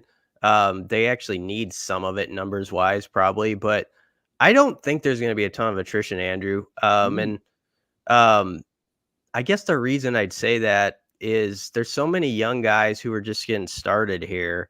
Now the difficult part is those guys sometimes who redshirted, who you didn't see at all. And it's a long season when you don't play at all and you're used to being the man, right? Like when you come from high school and you're a 3-star, 4-star and you don't get out there, those are the guys you always got to stay in touch with throughout the season and keep challenging and keep them thinking like, here's what's next for you. You got to see the big picture here. And I think they did a pretty good job with that, especially with the 4-game rule. We saw some guys, that they would kind of mix in and they'd at least get their toes in the water this season, or there was a thought they could play. And so that kind of kept them on edge, which is good. It's disappointing those guys don't have the bowl practices now as sort of a distraction and a chance to develop a spring ball before spring ball, basically. Last week when Rhule said, if you cut the program open, he said, you would see, I think that it's really healthy. And he said, I'm really angry about the record, but I couldn't feel better about where it is health-wise. I'm inclined to believe, like when we talk about the portal and guys, sticking with it here for the most part, that is going to play out to what he said. But we'll see. There's going to be a few guys, I'm sure, that pop in there. And I just don't think it's going to be a mass exodus or anything like that. I think a lot of guys do like what's going on in the program right now, despite the record. But the proof will come in the next month and a half. BC, I'm curious, and I know this has become a much more complicated question with the NIL scholarships, quote unquote, that people get and things like that, and the numbers being maybe a little bit more fluid than they've ever been, at least since the 85 scholarship cap got put in place. But with 26 hard commits, as it were, in this class currently, early signing period just around the corner, how big do you think this class gets, both from a high school level and, I mean, do you have like a number in mind that you're thinking of transfer portal, or you think they're going to be real targeted in who they go after? I don't have a number in mind, but I do think they're going to be real targeted in who they go after. I think, a couple weeks ago, Rhule said, I want this to be a development program. Basically, he has reiterated, I don't want this to be a place that's portal dependent. That doesn't mean you don't accentuate what you have or find the spots where you're low one person. We can think of a position, I bet, where Nebraska could use somebody or a couple somebody's. Yeah, exactly. So there's spots where, Captain Obvious says you gotta look really hard to see what's out there at least. And I think that's one of the questions for me as a press conference today, is to see what he's going to say about the QB spot in particular. That's the one everybody's talking about the most. And how does he feel about the guys who are there still technically right now, and what's he going to say on the record as of today about portal pursuits at that position and portal pursuits in general. But I think he's going to kind of go back to what he said a couple weeks ago, which is he will say, and some people shake their heads, some will nod. I think we've got guys in this program who can help us win, and it's time to develop them. And that's the type of program they're going to be largely with some just parts you kind of add to the plate here and there, but not making it your whole deal. So I don't know what that number is. Is it like 5 additions maybe? But I wonder if it's that or lower. I really don't think that's going to be as big as it is some other places, but it'll be interesting to see how right or wrong we are on some of this stuff. We're talking with Brian Christopherson, a Husker 24/7. BC, you mentioned that quarterback spot. I'm not going to ask you to predict what you think they'll do, but if you were in that room and making those decisions, what would you want that quarterback room to look like next year? I'm assuming Jeff Sims is going to move on at some point, but you've got Daniel Kalen coming into this class. Presumably Chubba and Heinrich Harburg will be back. What would you want that room to look like outside of those guys? I want at least one addition, and it's got to be someone that's well vetted that you don't know for sure what's going to happen. You can never predict the future. I truly believe they had a lot of high hopes for Jeff Sims last year, but it was a miss. There's no other way to say it. It just was a very tough year for Jeff, who was a very good teammate by all accounts and everything. But, just the season went off the tracks for him right away. And I'm with you, Ravi. I don't think, Jeff, with what happened, I think from his standpoint, the mental part to overcome would be really something, after what he went through this year with some of his games. I think Chubba changed the conversation a little bit about himself the last couple of weeks. That doesn't mean he's like the favorite or anything like that. But I think if you go back to early November, there were people like me who weren't even really thinking about him in 24 or beyond, because we had 2022 Chubba in our heads and what that looked like. And I thought there was improvement there. So he's a guy you maybe say, let's go see what that looks like in competition. Harburg the same way. Can you really develop in the passing game? But make no mistake, you've got to spice up that competition, and you've got to have someone that is a target that those guys have to chase down, I think, to move this forward, because this is the ultimate team game. But if you are lost at that position, we lost. There's 3 or 4 games I think that were put on the floor this year because of it. So you got to find the right guy there. Well, speaking of the right guy, BC, I'm sure you've scanned over the quarterback portal list. Who pops off the page for you, not only as a top portal target across the board, but a realistic get for Nebraska? That's a tough one, Andrew. I got to go through it more thorough. I don't have a lot of great names yet. I do know, yesterday you see the kid who had started his career at Baylor, who wants a 7th year, is in the portal, and someone like that. Yeah, Bohannon. Yeah, I mean USF, because he started under Coach Rhule. Well, he started in 21 at Baylor, and I'm glad you came up with a name, because my brain was completely locking on me with this name. He backed up. I think he backed up Brewer in 2019. He didn't start. I don't think he started for Rhule, but then he did get, he started at the end at Baylor after they had left, and then had some success after he transferred. I don't know what that connection's like. That's one of those where you see like, oh, that adds up, to that, and he's a veteran maybe. But I think that you got to do a deep search, and there's probably others that aren't in the portal yet that are going to pop in there. So it's almost like, let's just see what the next few days, what the full list looks like. But it's got to be somebody who's really got it upstairs. I don't think this is about arm talent or this. He can make all these throws and that throws, but can it be that guy who, when you look at the film, he's like, this guy sees the field. He really processes things. He has as Mario Verduzco used to say, the quick blinker. You're looking for that type of player.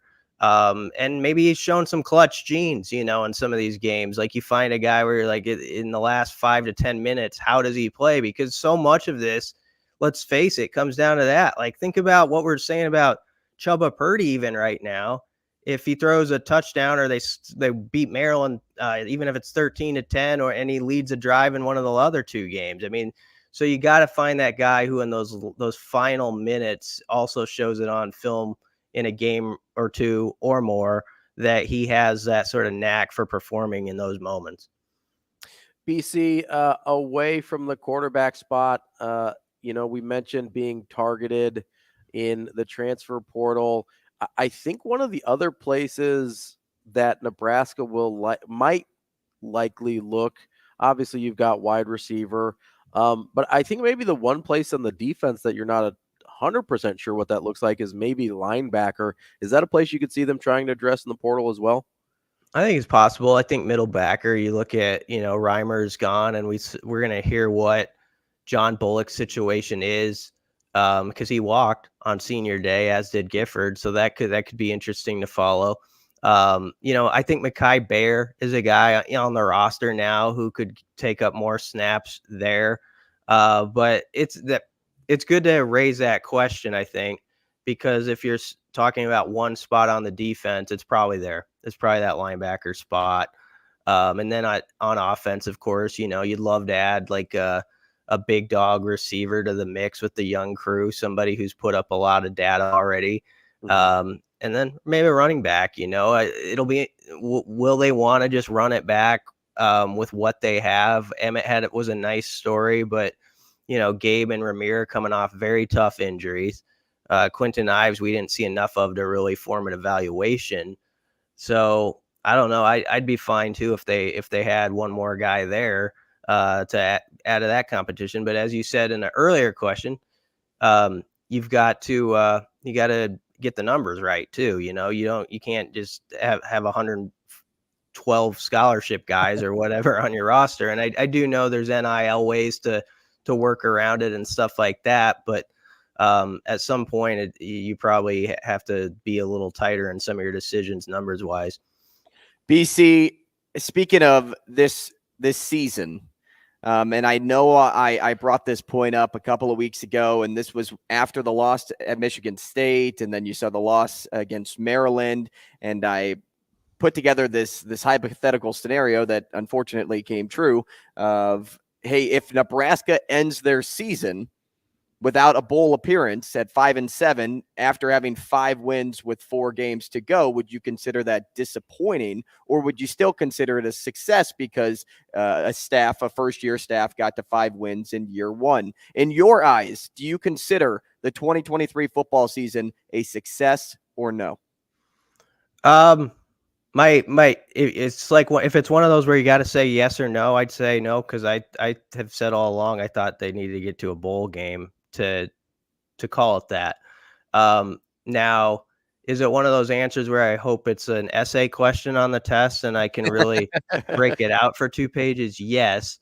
That's what I would want you to do as the professor, is to bring it to me that way, because I feel like it's like basically my example would be the first movie in a trilogy, right? Where you thought like 2/3 of the way through it wasn't bad.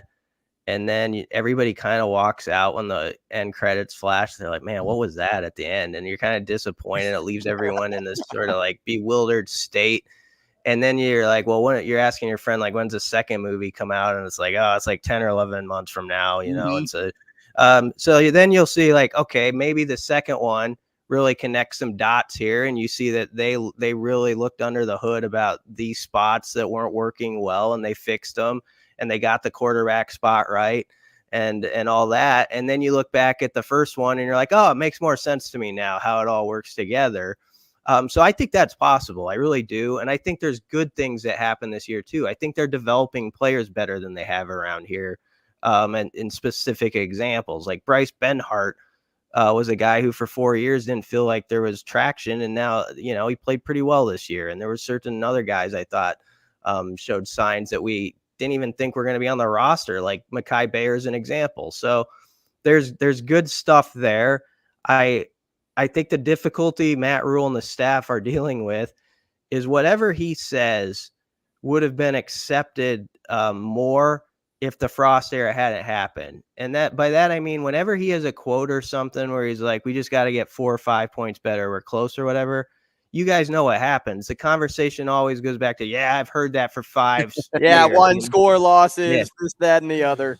And it's not really Rhule's fault and stuff to like think the way they're thinking or say what they're saying, but what's year 2 for them is year 8 for everybody else, and the sins of others and the failings of others and how those failings were explained now when it happens currently.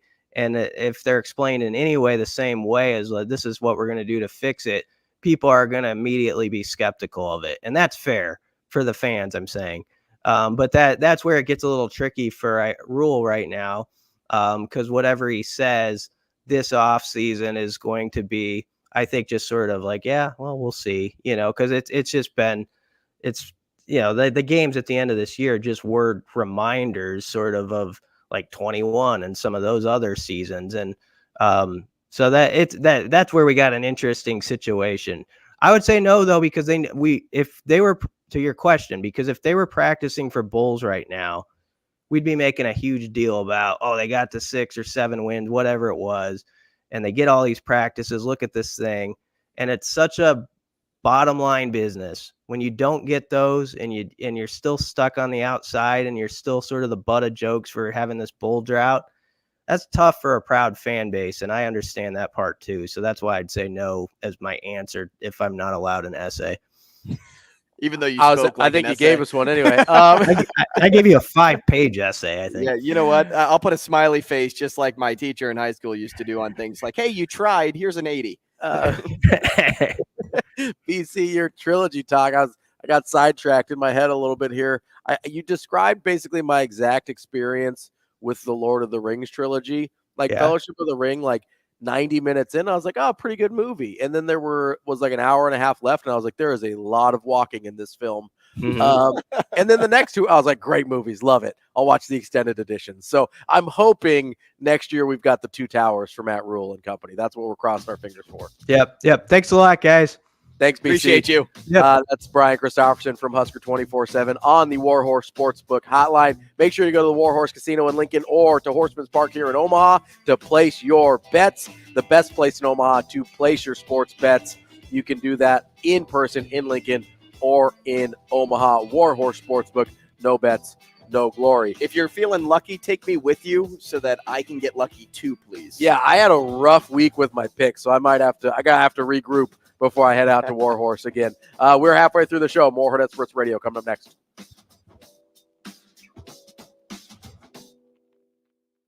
We will be back.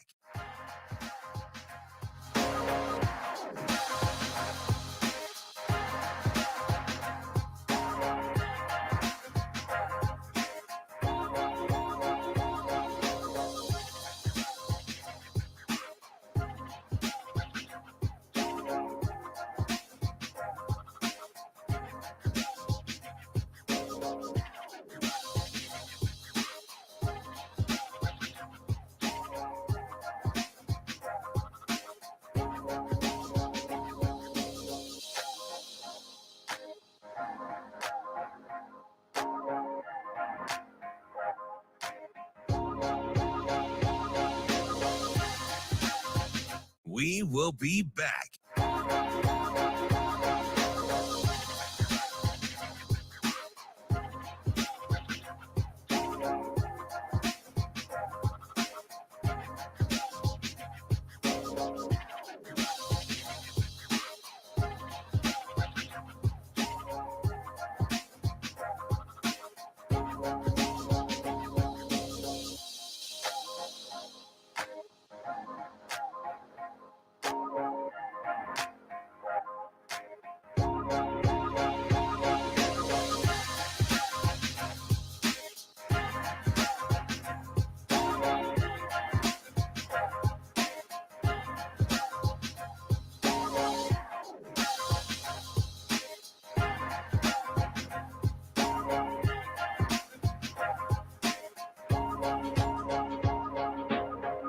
We will be back.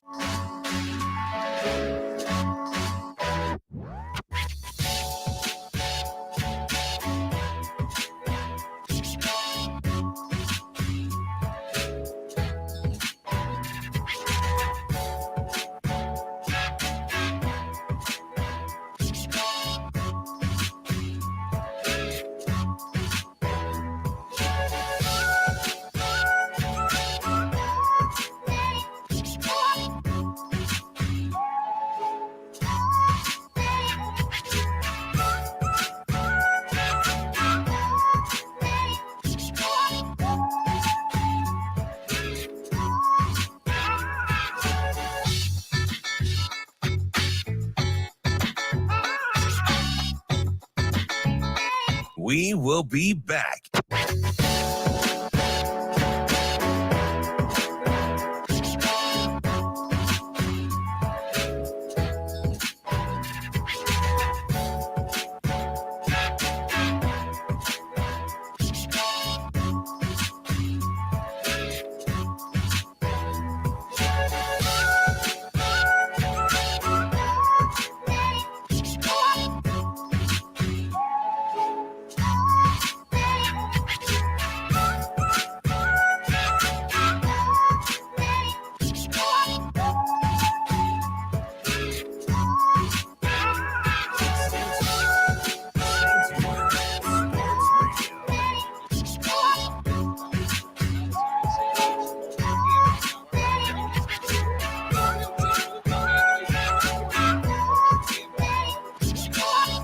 We will be back.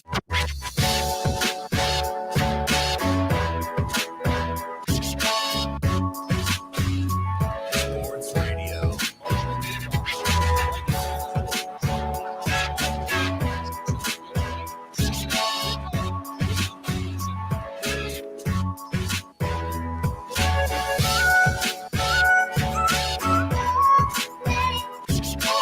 We will be back.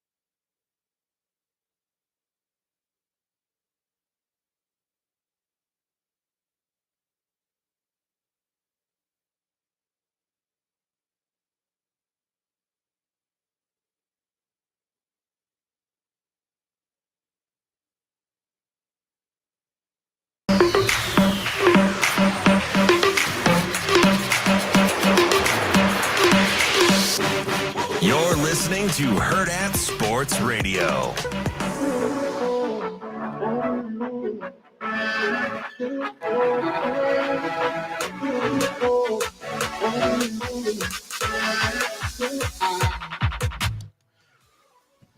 Welcome back. We're halfway through the show here on Hurrdat Sports Radio on AM 590 ESPN Omaha, ESPN Tri-Cities. We are live from the H&H Chevrolet stage, and we are joined now on the Warhorse Sportsbook hotline by our guy, Kevin Sjuts. Kevin, how you doing this morning? Doing well. Good morning, gentlemen. What's up, KSJ? I tried to, come up with something clever there, and it just didn't come out Didn't right. quite get it. That's all right. We'll figure it out. What's that? Stop. You didn't finish. You could have kept going. I could have added the UTS in there, but I avoided it because I in my head I'm like, this sounds so dumb. Yeah, he pulled the ripcord on that one. Got out of it. But pull the power. That's all right there, Kevin. So I was looking at your. I know you're an AP top 25 men's basketball voter. Kevin Sjuts is everything. I would say you're everywhere, man. You're doing everything. You're all over the place. I'm curious, what was your reaction? And because I don't think it was you, if I read correctly, what was your reaction to Nebraska receiving votes in this latest poll? Well, I was very confused by that. And first, I was like, You know the meme where the guy gets the shield and the sword out and ready to take on the Army? I thought everybody would just assume it was me ranking Nebraska, so I was ready to defend or at least like combat the whatever the argument would be. I did not rank them. I've seen them. They're having a nice start. I don't think they're top 25 worthy.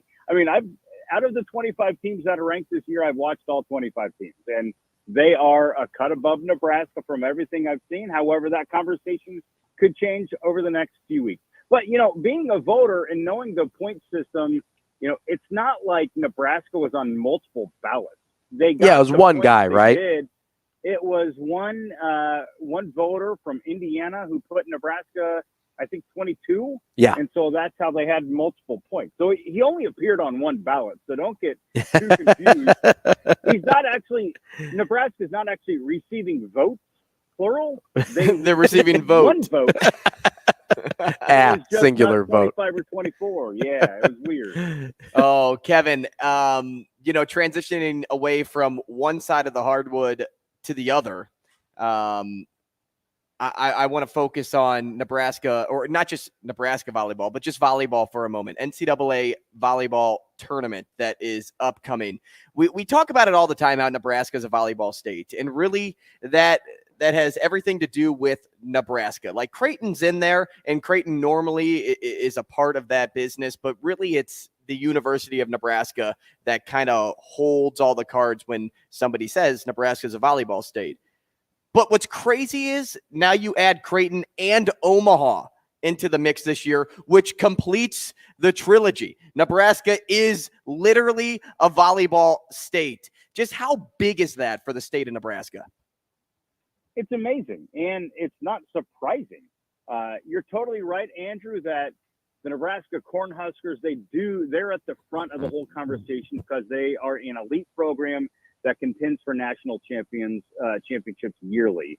Creighton has been consistently really good. I mean, Kirsten has really elevated that program. That let's not take for 100%. granted the fact that they're a 3 seed. They're not just qualifying for the tournament and being an 8 or 9. They're ranked the entire year.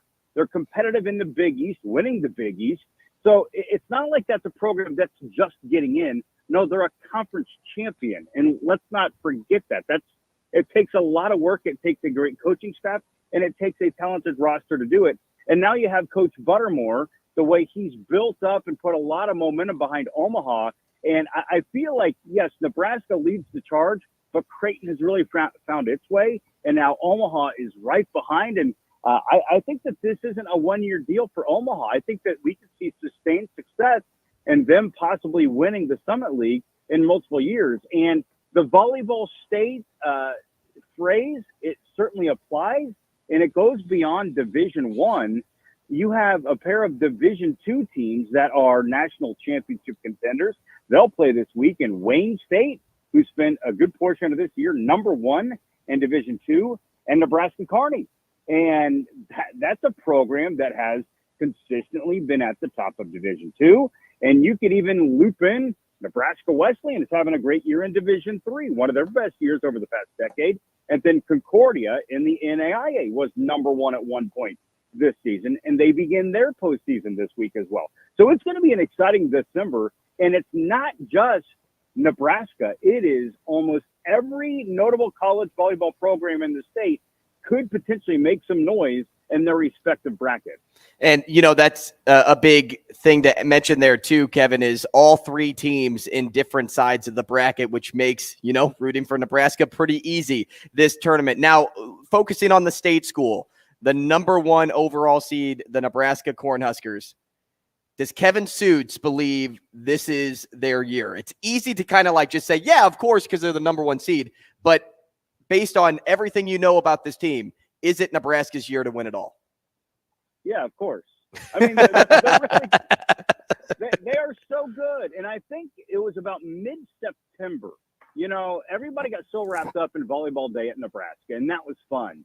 But they stacked a few wins early in the year. Stanford comes to mind. And Mara Beeson even told me that was a moment for the team, as young as they were, to really understand we're legit. Like, we could do this.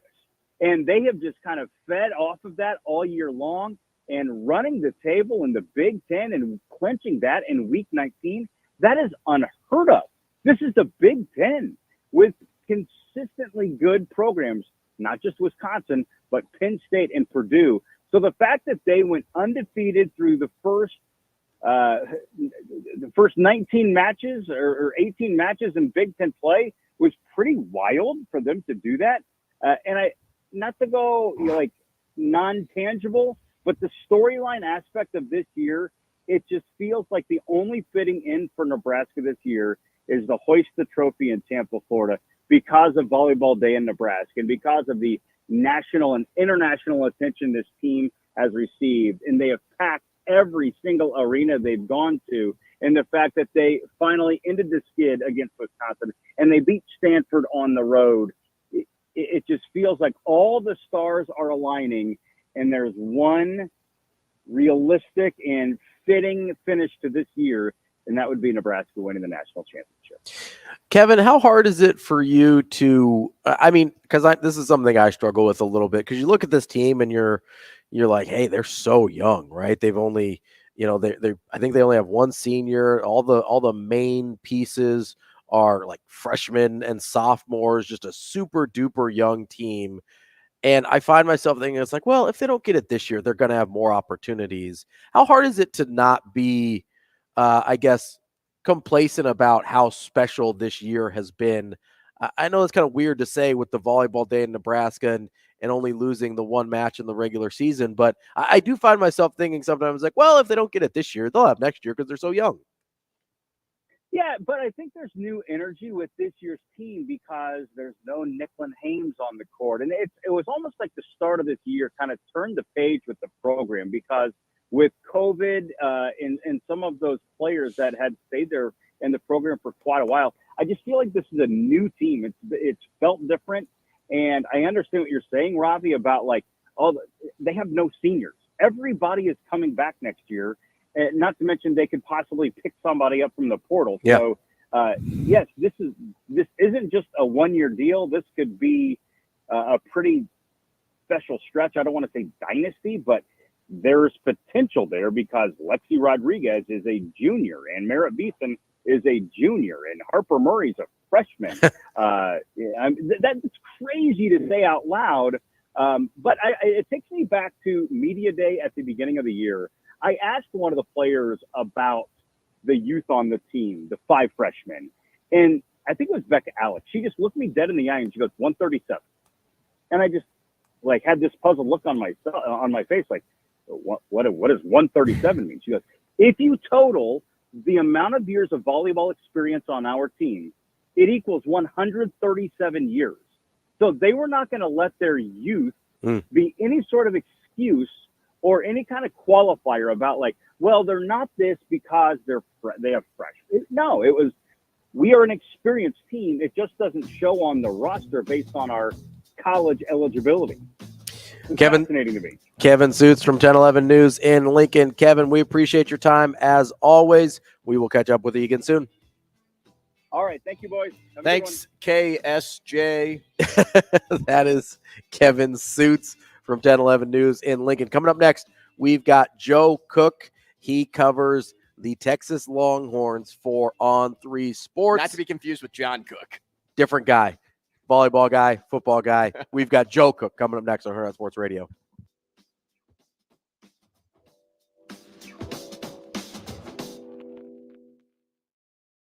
We will be back.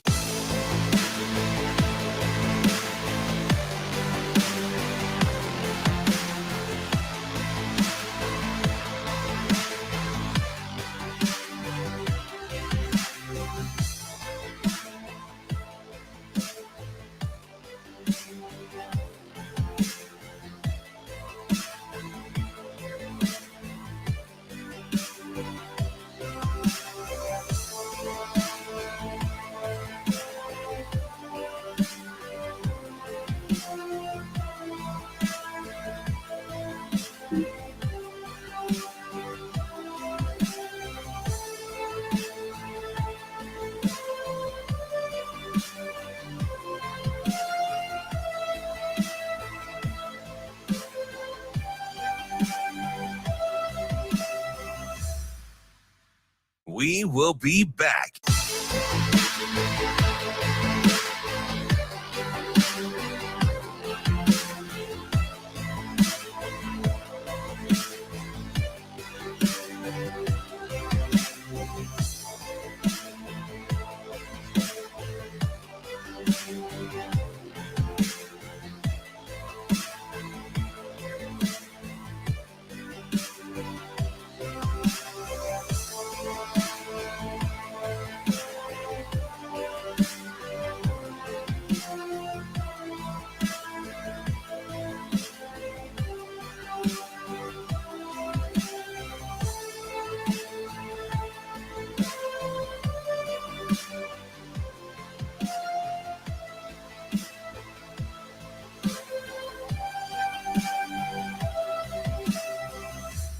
We will be back.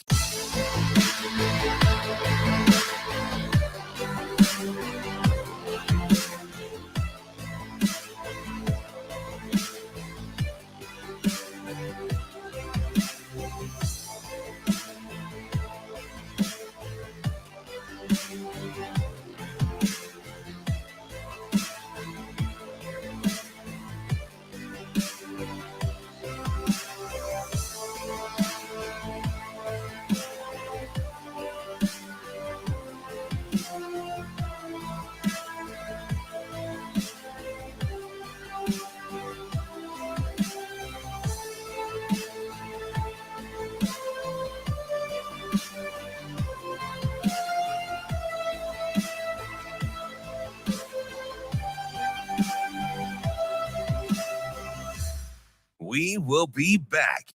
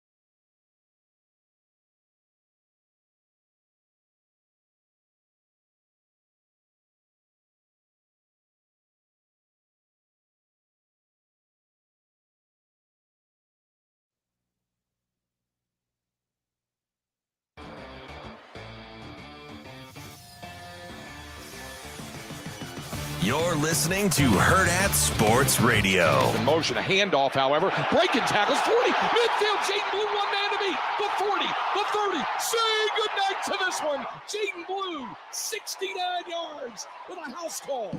Kicks this one off, and this one is going to be fielded at the 5-yard line by Robinson. Up center of field, 20, 25. Breaks through to the 40. The 50's got one man to beat. Outside to the 35. Broke a tackle. Say goodnight to it. Second half kickoff. Keelan Robinson, 95 yards. Wrapping up hour number 2 here on Hurrdat Sports Radio on AM 590, ESPN Omaha, and ESPN Tri-Cities. We are joined now by Joe Cook of Inside Texas. He covers Texas football for On3 Sports. Joe, how are you this morning? Doing great. Thanks for having me on. Absolutely. Hey, good morning, Joe. Thank you for joining us. Joe, I want to start with a big picture question because I know we're going to get into some of the nitty gritty of what's going on this season for Texas, but I'm just curious, how much different is the feeling around Steve Sarkisian than it was just a year ago today? Oh, there's so much more confidence. And I think Texas fans last year were pleased with the direction it was going. I have an opinion that I've held because I've seen a lot of year ones of coaching staffs at Texas, that year ones are always difficult. There's new offenses, new defenses. You add in the transfer portal now, and there's so much change to where you're just kind of scrambling. And, I'm thinking back, Charlie Strong, 6-6 in his first year of regular season. Tom Herman, 7-5. Steve Sarkisian, 5-7. Now, that doesn't mean that there were problems during a 5-game losing streak. But first years are difficult. And so last year he goes 8-4. Every game that he lost was close. There weren't any blowouts. And he was working with a redshirt freshman quarterback who was tremendously inexperienced, though talented, in Quinn Ewers. But you could still see signs of progress. Now, we're looking on Inside Texas, and there were times throughout the course of the season where it's like, well, what's his contract going to look like when it comes time to have an extension talk? Because that's kind of the territory he's put himself in. He has changed the conversation, not just around Texas, to where, there's so much faith in him as a head coach now, based off his recruiting exploits, his transfer portal exploits, his, having an 11-1 team with a chance to win a conference title, looking like they've got momentum going into the SEC, to where, there are a lot of people really excited about having Sarkisian as head coach, and we'll see what his team's able to do going forward, and especially this Saturday. Joe, I've been seeing a lot on social media after the college football playoff rankings were released. Texas seems to be snubbed a little bit in terms of their ranking, but that, of course, can all change. As we know, the craziest of all scenarios could lead to Texas being a part of the college football playoff this year. How ticked off should Texas be, or even Texas fans be, about where they were placed? Because, by the looks of it and how everything is factored, it does seem like Texas is too far down on the list. They're kind of throughout the course of the year, they had been annoyed at being behind Oregon, a team that lost only by 3 at Seattle against Washington. They'd been annoyed by that. But now when you factor in that Texas beat Texas Tech 57-7, that's a team that Oregon only defeated by 8, and it took a last-second pick 6 for it to happen. Oregon was a 2-point conversion away from losing to Texas Tech. So you factor in a head-to-head win, or not a head-to-head, but a common opponent victory. In the Oregon equation, there's one annoyance. They've been annoyed all season about that. You then factor in the fact that Ohio State, who not only lost but is not competing for a conference championship this weekend, they remained ahead of Texas. And Texas, of all the one-loss teams, was the one not chosen to move up. They're doubly annoyed. I get the Oregon frustration. Luckily, that's going to sort itself out, unless there's like a 3-2 game or something like that goes down in the Pac-12 title, where it's like there is no winner, there is no loser. We know that's not going to happen. One of the Pac-12 schools is going to get knocked out of the equation. One of the big, that takes care of one spot. Ohio State isn't playing this weekend. If Texas wins, they're going to have 12 wins, and Ohio State's only going to have 11. I think the math is pretty simple there. I think what Texas needs is for, Michigan to take care of business, for Georgia to probably take care of business, and then for Florida State to get upset by Louisville. And of course, this is all assuming Texas defeats Oklahoma State. Now, I think things do honestly get tricky if Alabama does beat Georgia, because you're factoring in a couple different things. How far does Georgia fall? Would they fall completely out of the top 5? We saw with Ohio State, they only fell 4 places to number 6. Would that mean they go to number 5? Would that be enough for Alabama to jump Texas, even with the head-to-head win? So there's a lot going on here, but I think the clearest path to the playoff for Texas is obviously defeating Oklahoma State Saturday at 11 a.m. And then Florida State falling to the Louisville Cardinals in the ACC title. Now, Joe, shouldn't it be remembered, though, that going back to that Oregon-Texas Tech game that Tyler Shutt was playing, and when Texas played Texas Tech, they had a second or third stringer in at quarterback? That second or third stringer didn't give up 57 points, and I'm going to be kind of honest with you. I don't think highly of Tyler Shook. He's been made of glass for his whole career, dating back to when he was at Oregon. So Joey McGuire making that call was a little bit of an interesting one, and one that obviously hadn't worked. I would if it were a close game, but when the margin's 50 points, like I think you can maybe throw some of that out the window. Joe, I'm curious about, and this is more big picture than about this year, but about the Texas quarterback position. Obviously, you got Quinn Ewers there. He's committed to coming back next year. I guess with Murphy and obviously with Manning there, is there any concern that maybe Manning is a miss, considering he couldn't even get the backup job, or is that something because of how well the season's gone that hasn't even been thought about that much yet? Zero concern on that. Malik Murphy has been he's a bright prospect, got a big arm, but he's just been injury prone. He was injury prone in high school. He was injury prone as a third stringer last year, and he's been injury prone this year, even though in the times when he was a starter. I think Steve Sarkisian, gave him the opportunity, or rather Malik Murphy earned the opportunity to be the backup, thanks to having knowledge in the system and having a little bit more, Monday through Friday college football experience than Arch Manning. And I don't think that ever caused a single issue. Murphy got banged up. I think to speak to his injury proneness, he got banged up when two Texas football players blocked a Tech player completely out of that 95-yard kickoff return y'all were playing and into the sidelines. Somehow he got banged up then. And that's why Arch Manning was able to make his debut, because, quarterback 2 just went down. Now it's time to put in quarterback 3, and that just happens to be Peyton and Eli's nephew. So I don't think there's any concern about that. I think, not to say that Texas is going to be completely immune from, what happens with quarterbacks just because everything's gone hunky-dory throughout the whole season.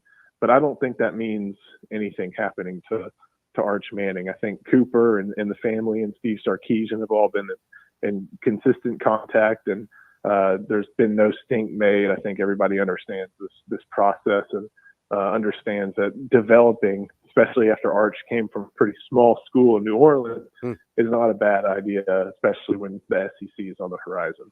Joe, we talk a lot about this Texas offense, but even just yesterday, Mike Gundy talked about Texas's defensive line and how unique they are and how strong they are.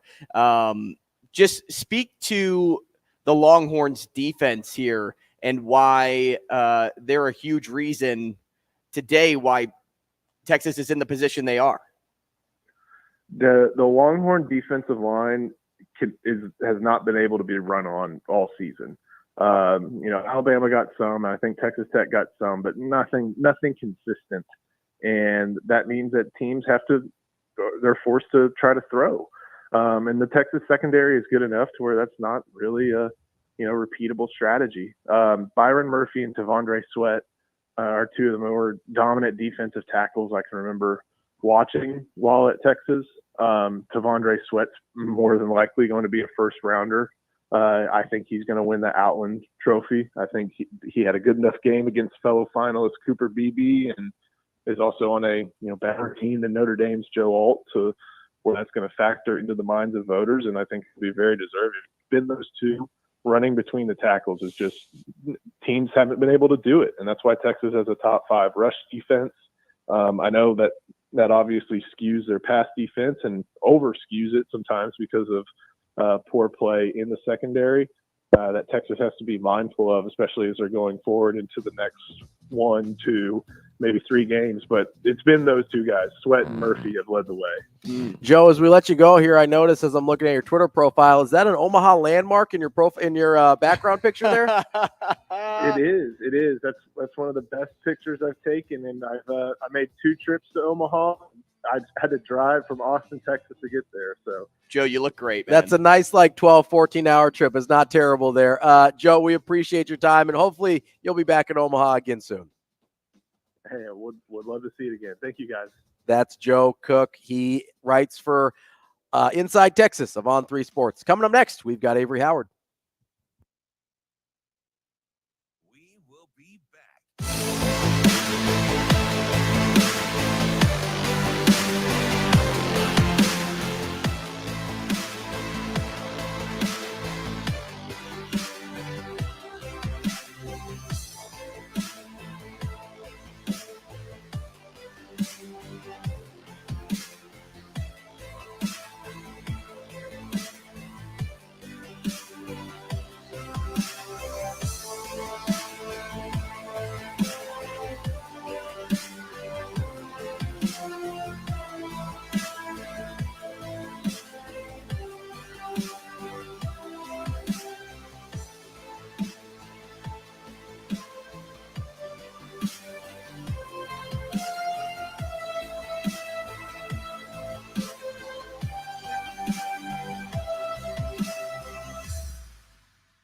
We will be back.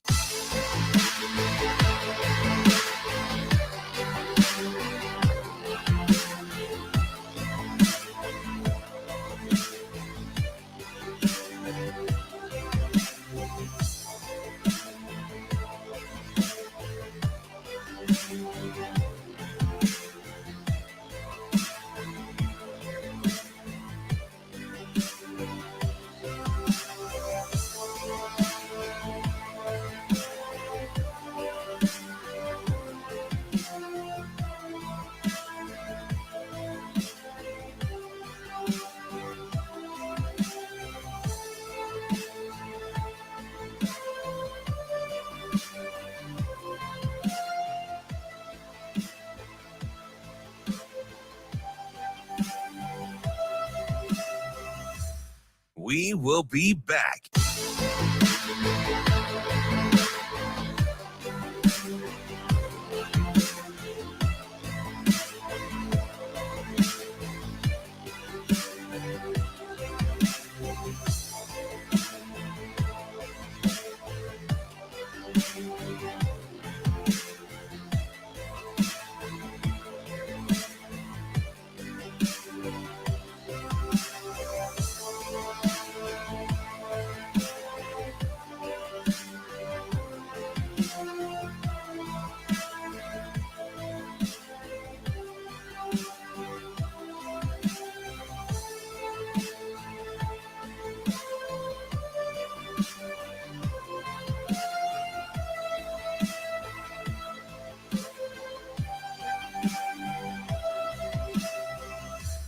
We will be back.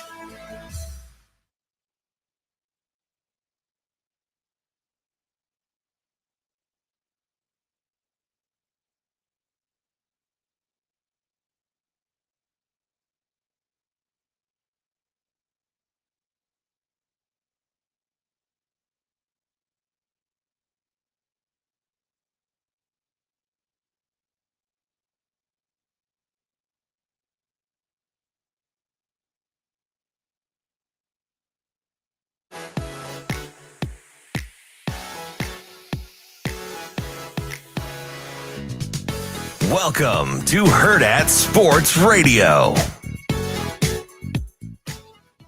Kicking off hour number 3 here on Hurrdat Sports Radio. I'm Ravi Lulla, Andrew Rogers here. We're on AM 590, ESPN Omaha, ESPN Tri-Cities, as well as KFOR in Lincoln for this hour number 3.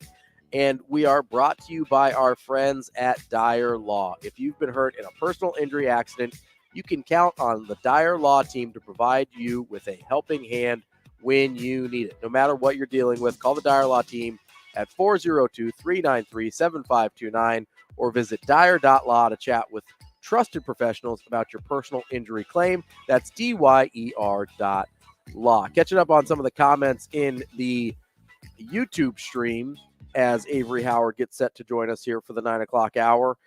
Travis chimes in, and I believe this is our friend Travis in Texas. It would be absolutely ridiculous for Bama to get in over Texas. I doubt the dominoes will fall in a way for that to happen. And I generally agree, but there's a situation where you've got a one-loss SEC champion Alabama and a one-loss Texas with a Big 12 championship who has a win over Alabama, and I, honest to God, don't know which team should get in that scenario. Well, an SEC team has to be in there. Especially the SEC champ, so right? If it is the SEC champion in Bama or it's Georgia, there's going to be an SEC team in. Yeah, but how do you put will. Georgia in if Bama beats them? I'm with you. You know, it's like that's where the situation. It's a little bit like Washington, Oregon. Yes, that's how the situation can get squirrely in a hurry there. But I appreciate the comment there, Travis. There's a nice little discourse going back and forth on our YouTube regarding Texas football, which is not something you say in Nebraska very often these days. But like I said, Texas is a powerful player. We wanted to get all of the pertinent players in the college football playoff that are playing this weekend involved. And, so I believe we have Florida State tomorrow as they've got that is correct an opportunity to punch their ticket. We think. I still think Louisville's a much better team than people are giving. Louisville's them tough. for. Louisville's really tough. I've been reading a lot of predictions. Despite I've been reading a lot the of loss articles. to Kentucky, Louisville's a really tough team. Jeff Brom in his first year, what he was able to do there is incredible. I mean, what he was able to do at Purdue was incredible too. Like Purdue's a tough He's a good job. coach. Purdue's a really good tough coach. job, and he goes home to what's it like to have a guy come home to a state school and actually perform well? That would have been. I don't know. That would have been nice. None of us know. It's a good thing Nebraska didn't experiment with that. None of us know, Andrew. That's the problem. Joining us now is Avarie Howard from Hurrdat Sports. Avarie, how are you this morning? I'm good. Do you mind if I borrow your charger, your laptop charger? Yes, absolutely. I do. Actually, here we go. Well, way to come prepared. Here's what I'm realizing is I was charging overnight and clearly it wasn't. Maybe there was a lot of cords involved here. I think we got it. Lost power at the office. Lost power at the apartment. It just happens. Right? I maybe wasn't plugged in all the way. 4%. Scary. Okay, that's not great. You would not have survived. That's not great. Yeah. But hello. How are you doing? You doing okay? I'm doing great. A little flustered. You good? No, I'm doing great. Actually, the reason why I was right on time is I was debating. I was walking the line of do I make my own coffee or do I just wait till after I'm done? And then I remember we're playing Shane's World today, so I was like, nope, making the coffee. 100% making the coffee. Good call. So I will. See you brought water too. I sure already. did. Yeah, I sure did. And so we'll make sure that Andrew gets our spit cups before we play.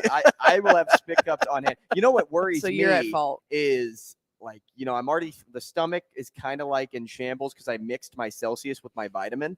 Oh. And I felt like the shakes a little bit. Oh. And now I'm going to mix that with a horrible jelly bean. Oh, no. So maybe you might not lose today. You know what? Last time all three of us played. I love where your head's at, I was Robbie. the big loser last time. I got doubled up. So I'm due. You are. Well, I don't know, because you've kind of been taking it on the chin all year. So maybe Averie's due. Oh, well, that's why so. I came prepared. So I know why Sasha and Avarie both texted us yesterday, hey, let me not come in tomorrow and make it Anna because it's Creighton That's season. not true. Because you didn't want to do Shane's That's World. not true. I didn't even know Shane's World was going to be on the schedule because we went from Guess Who to Shane's World.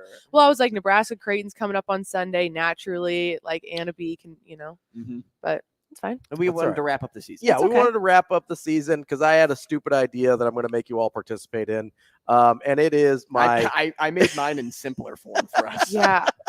It's so dumb, but I want to do it, and no one can stop me. So I wanted to grade the position groups this season in possibly the dumbest fashion I possibly could come up with. And so that's what I have done.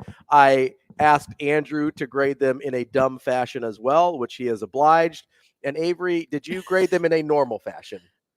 Or you're just going to comment on it? I might just comment. Okay, fair enough. She was probably going through it C-. I'm going to have you give us a letter grade. Yeah, okay, I can do that. As we go through the groups, and then Andrew and I will give our stupid grades. Okay, that's fine.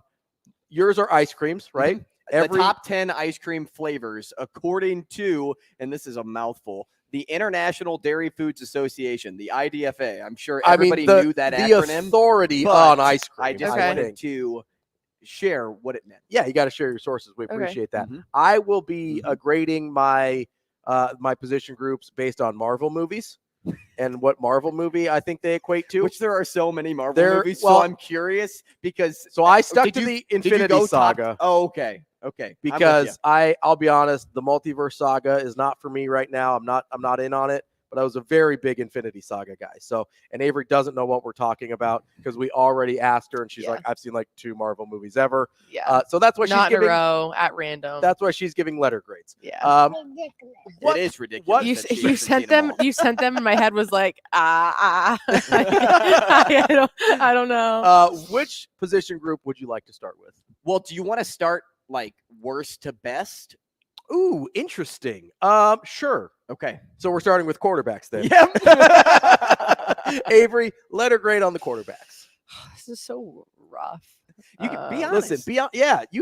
Listen, if everybody knows it was rough this season. If it's not below a C-, I know you're like hedging it. Yeah. So just go ahead and give us the truth here. Maybe if I grade like how we did like my Spanish grade, like moving into my senior year, they did this thing where it was like if you got gradually better throughout the year, like the grading was different. grading on a curve. We're not grading on a curve. We're not and grading. If anybody got better throughout the year, it wasn't the quarterbacks. I know, that's true. But there was a time where like Heinrich kind of surprised us for a little bit. Yeah, sure. Against 2 Group of 5 schools, yeah. Okay. I'll go with a D.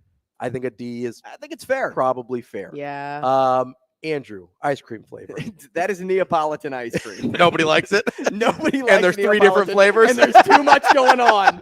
That's exactly right. Harburg was definitely the vanilla of the group, right? Harburg was the vanilla of the group. Mixing in chocolate with Purdy because when you got to the chocolate, it's like, ooh, I kind of like this too. You start with the vanilla because you're like, man, that's just what I'm feeling. I know what right? And then you go chocolate and you're like, oh, good change of pace, right? That's really good. And then everybody knows the strawberry is always last. You took a chance. Nobody wants to touch the strawberry. You took a chance on the strawberry and you're like, that did not go well. And that was Jeff Sims. The quarterback room is Neapolitan ice cream. Outstanding. I'm so glad I made And that you is guys actually do this. 10th on the top 10 dead list. Dead last has to be. My grandpa would so disagree with you. Yeah, and that he's probably listening to TV on the radio. Him and Greg Sharp. Neapolitan is definitely an old man ice cream. It is. It 100% is. My quarterbacks are Thor: The Dark World. That is the second Thor movie. It is by far the worst Marvel movie in the Infinity Saga. And that's all I have to say about that. It's the worst movie. It's the worst position group. There's really not much else to say there. What did you say, Thor? Thor: The Dark World, the second one. I was like, the second Thor is by far the worst Marvel movie. I read It's a comment not a and very then good Thor movie. processed a little bit later. It's all right. What was the So comment I actually good? haven't seen Thor 2. So Thor, you shouldn't. It's very bad. It is very bad. I saw 2011's Thor. Which is fine. It's not great, but it's fine. You like the intro movies. Yeah. The second Thor is terrible. It is by far But Thor is funny. Like, at least you can say, like, he's got great humor. He's funny in Ragnarok. He's not funny He's in great in Ragnarok. He's not funny in Thor: The Dark World. Oh, well, It's a bad movie. That's good to know. Like an I actively would never bad watch it. movie. Yeah, just No, pass. the comment said AR is the Rocky of this group. What's he doing? He's getting mad. But I don't remember what I was getting mad at. I have no idea. I do get mad a lot. Okay, so our second So I'm sure it's fair. Second worst group here. Hold on. This is tricky. Well, here, this one's interesting for me. Do you have a second worst? Because I don't really know where to go here. Second worst is not like the right term for this. I awarded the 9th flavor on the ice cream list to the wide receiving room. And here's why. Let's do it. Because the flavor is Moose Tracks. Okay, and Moose Tracks is underrated. Moose Tracks is 9th? Yeah, so Moose Tracks is underrated. And so that's okay. why I consider the wide receiving group as an underrated group here because they're a young Moose Tracks are good. It's very good. And you know what? They're being built. And over last year's list to this year's list, Moose Tracks wasn't on it. So to see Moose Tracks climbing I consider that growth, and that's how I compare it to the wide receiving room. So really, I don't look at the wide receivers as, hey, the second worst on the list. But I look at them as most improved. Climbing. Okay. And that's what Moose Tracks is. Moose Tracks or Bunny Tracks? What do you like better? Aren't they the same? I think they are the same thing. I think they're made by different Oh, are they made by? Oh, okay. Because I'm assuming one's Blue Bunny. Yeah, it is. Yeah, I that's think the bunny bunny tracks. Yeah. Moose tracks was our family code word when I was in Or now elementary Wells, school. I should say. For what? No one could pick you up from school if they didn't know the code word. Oh, the code. Oh, Moose Moose tracks. tracks. So is that an A for you? Huh? Yeah. I was like, when you said ninth, I was like, devastating. Okay, she got a little triggered here. She was like, devastating. I'm literally going off America's top 10 ice cream flavors, so it takes into account everything. When I get to number 6, you guys are probably going to fall out of your chair. Oh it's going to be like cookie dough, probably. Totally gave my family word away, but that's okay. My 18-year-old brother didn't even know what a code word was. I didn't, because we didn't have them when I was a kid, because you guys are much younger than I am. Well, because we watched Codenames Kids Next Door. But like when I was a kid, it was just like, all right, go home now. I It's know. like, all right, see ya. I know. My generation is why there's code words, I think. But Avery, what is your letter grade on the wide receivers? This is a tough one because This is a really they're tough one. reliant on the D grade. So it's like they're studying with the D's, like, you know. And you're grading because they're new. Yeah. A lot of these guys weren't expected to play. It is wide receivers were one of the toughest groups to grade. Yeah. I'll probably give them a C+. And the plus is just because I think they worked with what they were given. And at the end of the year, there was flashes of some good things, especially from the young guys. It's just hard when the passing game just was what it was. And at times you're like, whoa, okay, like there's over 100 yards passing. Like, where did that come from? And it looked fine. You know, there's some scoring touchdowns in there. Like, some big plays. There was some big plays, Yeah. but it just wasn't consistent enough. And I don't think the guys that needed to be targeted were targeted enough. And so, I mean, it's tough when there's not much of a rhythm in that area of the game. So let's hear what movie you got. Because I'm taking notes over here. Which one's not to watch? I would say you're not going to want to watch these till we're like to the top half, probably. Wide receivers are Iron Man 3. Okay. After the first Iron Man movie, after Avengers, everybody was kind of excited about the idea of another Iron Man. You're coming into the year with Billy Kemp and Marcus Washington and ICG and Xavier Betts. You're like, okay, I like this idea. But by the time we got to the final product, it was disappointing at best. Overall, I agree there's room for that they improved a lot. Yeah. But because of what they were being compared to, of what we thought the group could be coming in, it was really not what we expected to see. Much like the wide receiver room, this movie was serviceable to maybe pretty good at parts. But by the time you got to the end of it, you're kind of just like, what am I watching here? Still, there were some moments that you enjoyed. There's moments of that movie that I enjoy. It's not like Thor: The Dark World where I just actively will not watch it. It's a serviceable movie, but compared to what we thought coming in, it was dramatically worse than I think people hoped. I still like RDJ in all movies. Yeah, he's great. I mean, he kind of saves a lot of movies. RDJ would be like the quarterback that makes this wide receiver group look good. Unfortunately, he's Heinrich Harburg during the middle of the season. During those 2 games. All right, what is the next one? Iron Man 3 is better than Iron Man 2, though, in my opinion. Yeah, and I get in arguments about that. I know that's not where we want to go, but let's just leave it at that. I'll leave it at terrible take. Shane just throws a hot take out there and says, "Don't argue." Don't say a word. Move on. So you combine special teams, and this is a perfect. I did. Yeah. I'm going to break them up. So 8 and 7 is special teams for me, and then you can talk about special teams. 8 is strawberry ice cream, and that is Brian Buschini. It falls flat more than it smacks, just like his buns. So Brian Buschini is the punter equivalent of the Hawkeye shooting the hot dog. Just yes. But and sometimes Avery had a great tweet about that because she caught the scoreboard doing that at the game, which is a great troll by Nebraska. Terrific troll. Didn't pay off in the end, but a great troll. The funniest thing was in the beginning of the week, I was like, I hope we have a reason to use this by the end of the week. And then obviously our company, we didn't have like any reason to use it because of the result. But Nebraska threw that in first drive. I was like, you love to see I know Husker Vision's always thinking. I know they are. Because Nebraska hopes for an early win. I know. Because they don't want to wait till the end to find out if there's an actual win. Yeah, it was the fact that it was blocked though, like it just was like it was a metaphor. It was a metaphor. I like that. And so 7 on the list is cake batter. Sure. And cake batter is Tristan Alvano in this case. I love cake batter. I don't know about anybody else. I love it. And those that don't can suck. I love regular cake batter. I don't know about cake batter ice cream. Oh, cake batter ice cream's insane. Like from Cold Stone? Oh, the yellow cake batter. You're speaking my language. Better than a yellow right Celsius. And look, like I said, better than a yellow Celsius. Did you know this flavor is yellow when it comes out of the can? I don't drink Celsius, Fun but fact. Interesting. But those Scary. that don't like cake batter ice cream can suck it. And that's how I think about Tristan Alvano. Those that don't like him can suck it. It's 7th on the list. Tristan had his moments this year where he was really, really good. A good stretch toward the back end. He started off shaky. He started off very freshman-like. Yeah. And even though he missed some field goals down the stretch, it's all right because you know what? Cake batter grows on you. And Tristan Alvano will grow on you too in every single bite. There we go. So 8 and 7 go to special teams, and I know that's what you combined. Yes. So my special teams, as Avarie works on her letter grade here, is Avengers: Age of Ultron. Okay, we mostly recognize the cast of characters. Age of what? Age of Ultron. Ultron. Yeah, it's a character. It's fine. You know, okay. Not to be confused with Ulta. That's Ulta Beauty. That's a different thing.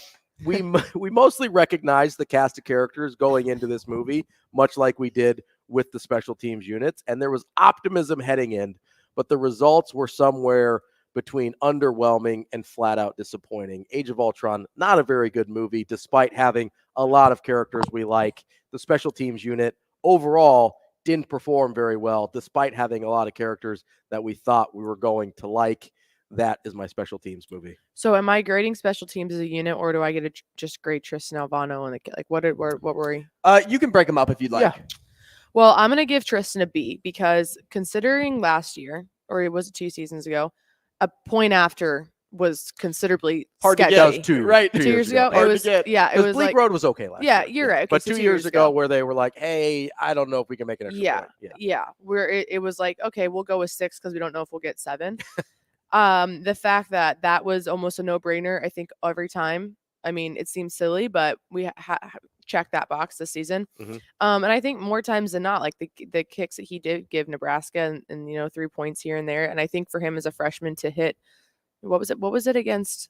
Was it Purdue 56? 55? Yarder? I think it was 55 yarder. To have that as a freshman, I think that's pretty encouraging. And also just to know that Coach Rhule has that belief in him, pretty exciting. So I'm going to give him a B. Special teams in general. Yeah, let's go overall. I think I'm going to go with a D. Yeah, pretty bad. Because I think because you have to factor in returns. You do, and that's kind of that's kind of where my mind goes. Or the lack thereof. And I mean, I guess when you think about opposing teams didn't gain a ton on their returns, so I coverage is okay. Yeah, that was a positive, but I think we expected more on special teams, especially just how much it was talked about going into the season.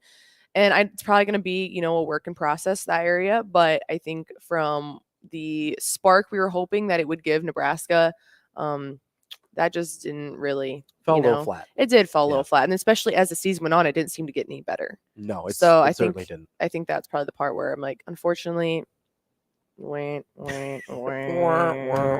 sad trombone. Hey, that is her grade. Is sad trombone.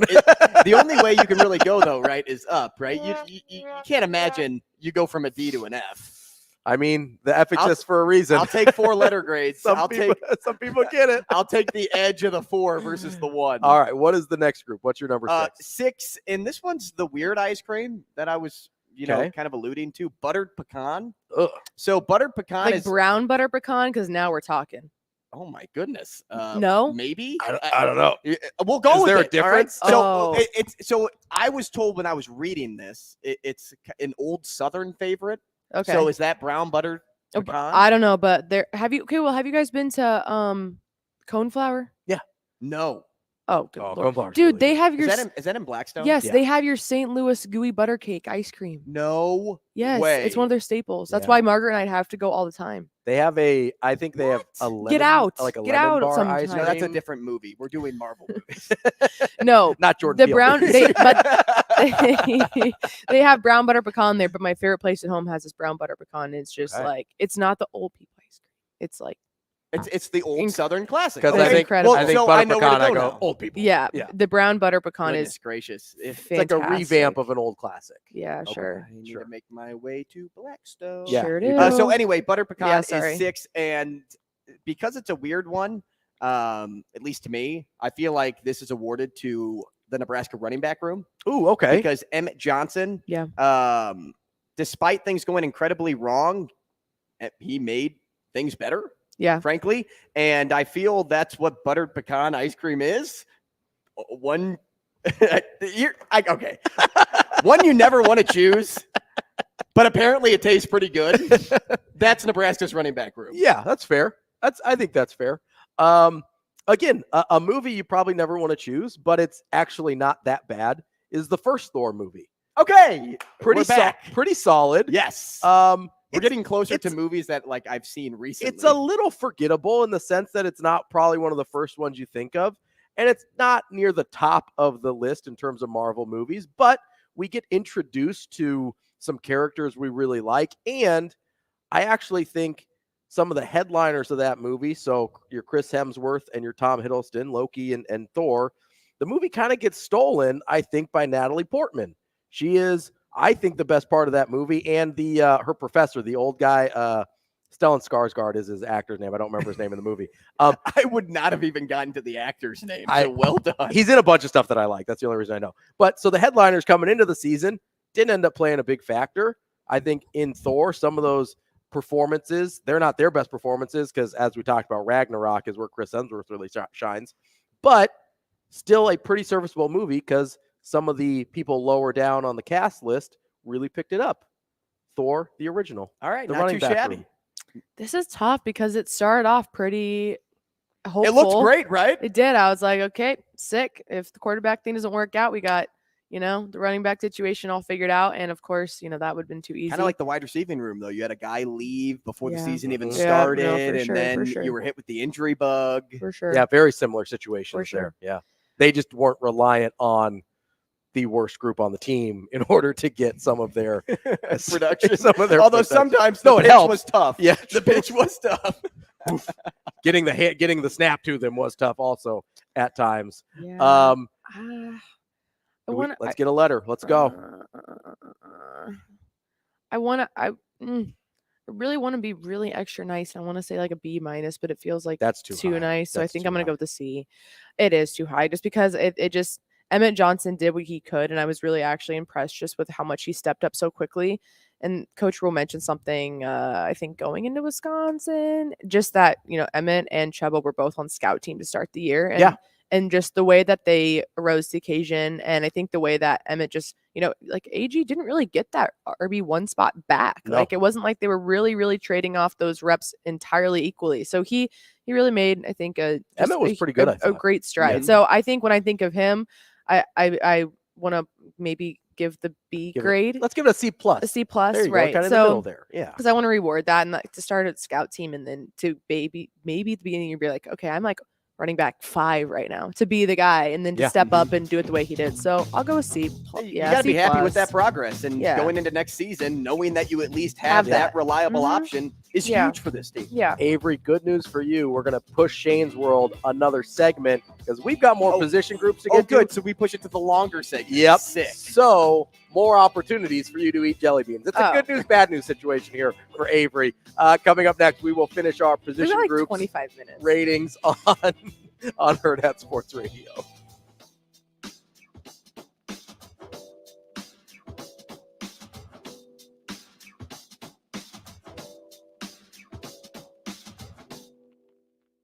We will be back.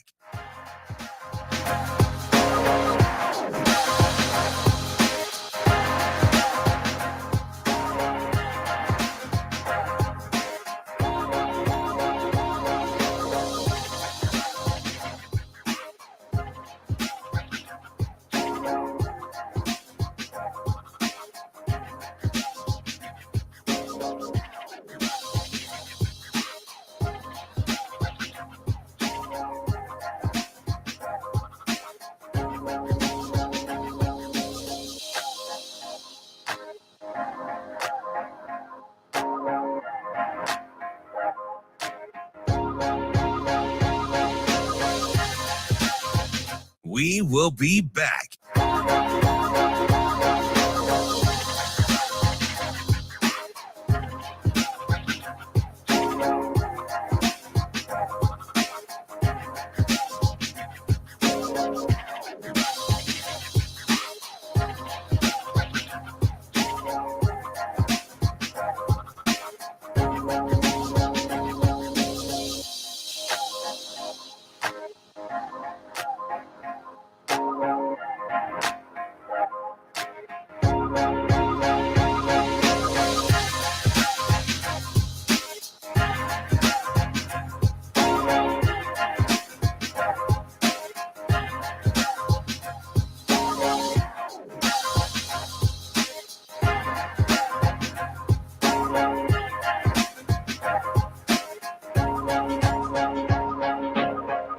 We will be back.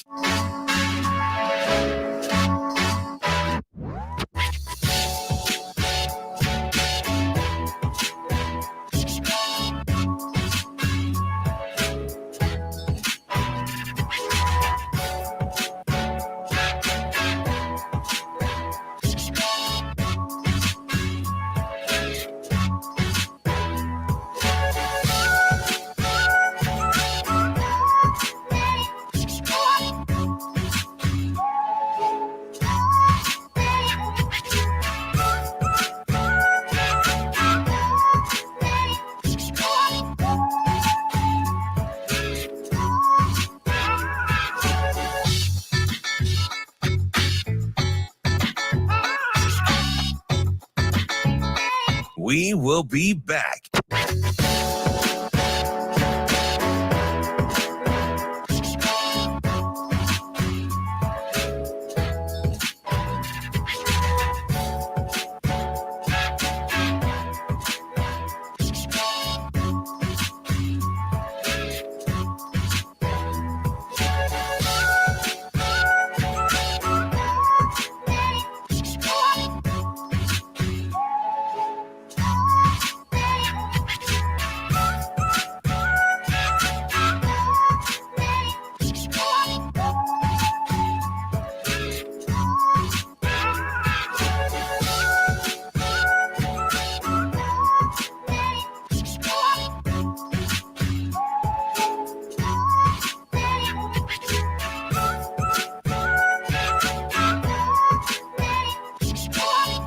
We will be back.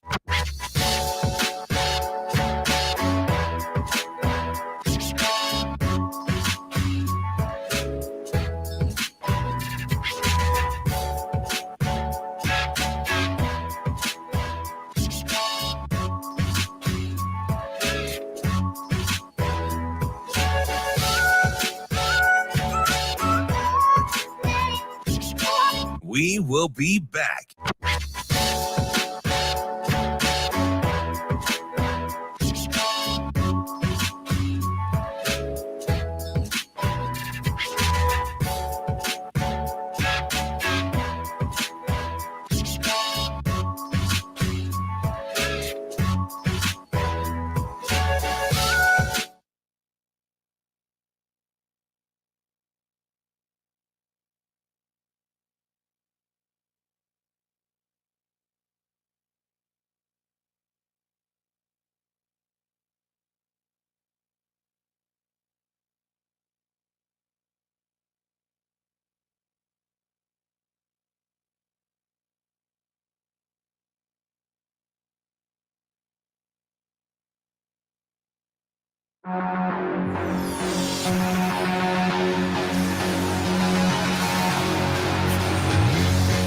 You're listening to Hurrdat Sports Radio. Welcome back to Hurrdat Sports Radio here on AM 590 ESPN Omaha, ESPN Tri-Cities, and KFOR in Lincoln. We are continuing our rating of the Husker position groups at the end of the season. On to the top 5. We're on to the top 5. I'm doing Marvel movies to rate them. Andrew's doing ice cream. And Avarie is doing regular She's letter the teacher grades. at the end. Like these, we talked about essays, writing essays. Yeah, with these are our essays. Exactly. And she's grading not our essays, but close. Kind of. They influence my decision. We got these. Okay. Yeah. We got these. On She's like our debate moderator a little bit here. So number 5 is what, Andrew? Chocolate chip cookie dough ice cream. And one of my personal faves. That is attributed to the tight end room at Nebraska. Okay. And, you know, chocolate chip cookie dough, kind of a bulkier ice cream, right? A lot going on in there. And that's why you get the bulky match in the position group. That's funny. You know, have you ever digged into chocolate chip cookie dough ice cream and every like spoonful you're just like, please have a cookie dough piece in there? Absolutely. Because otherwise it's just chocolate chip. Please be a tight end option in here. Please. Like, please throw it to Thomas Fedoni. Right. Please, dear God. I'm like, you know what? Thomas Fedoni is like that cookie dough on the spoon. It's like, oh, there he is. All right. Makes an impact in his first year, first full year of playing college football, not just on like on the field in regards to like the passing game, but at the line of scrimmage as well. Yeah. Really good blocker. So he's just always out there making plays. And, there's a reason he's second on the team in receptions and yards. Now, the wide receiving room didn't really have a fair go at that. And Jalen Lloyd got close, and he had 9 catches on the year, which is pretty crazy. 2 for over 60 yards. Maybe it was only 6 catches on the year. Who knows? But that's why the tight end room is number 5 on this list, because I thought, well, it matches really well to the ice cream. Plus, I really liked what Thomas Fidone offered this season. I agree. For me, the tight ends were the Incredible Hulk movie. That is Great one. Not just because Fidone is match in jacked. position. Not just because he kind of looks like the Hulk, but also because Fidone's out there. He's running his little 10-yard route. He's like, Hulk smash. Yeah, Fidone smash.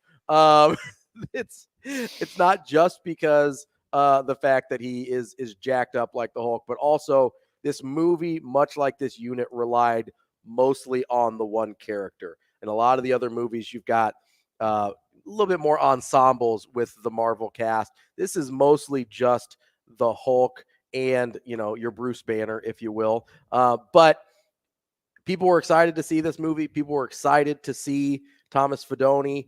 But much like the Incredible Hulk character in the Infinity Saga, I think Fidone's best days are ahead of him.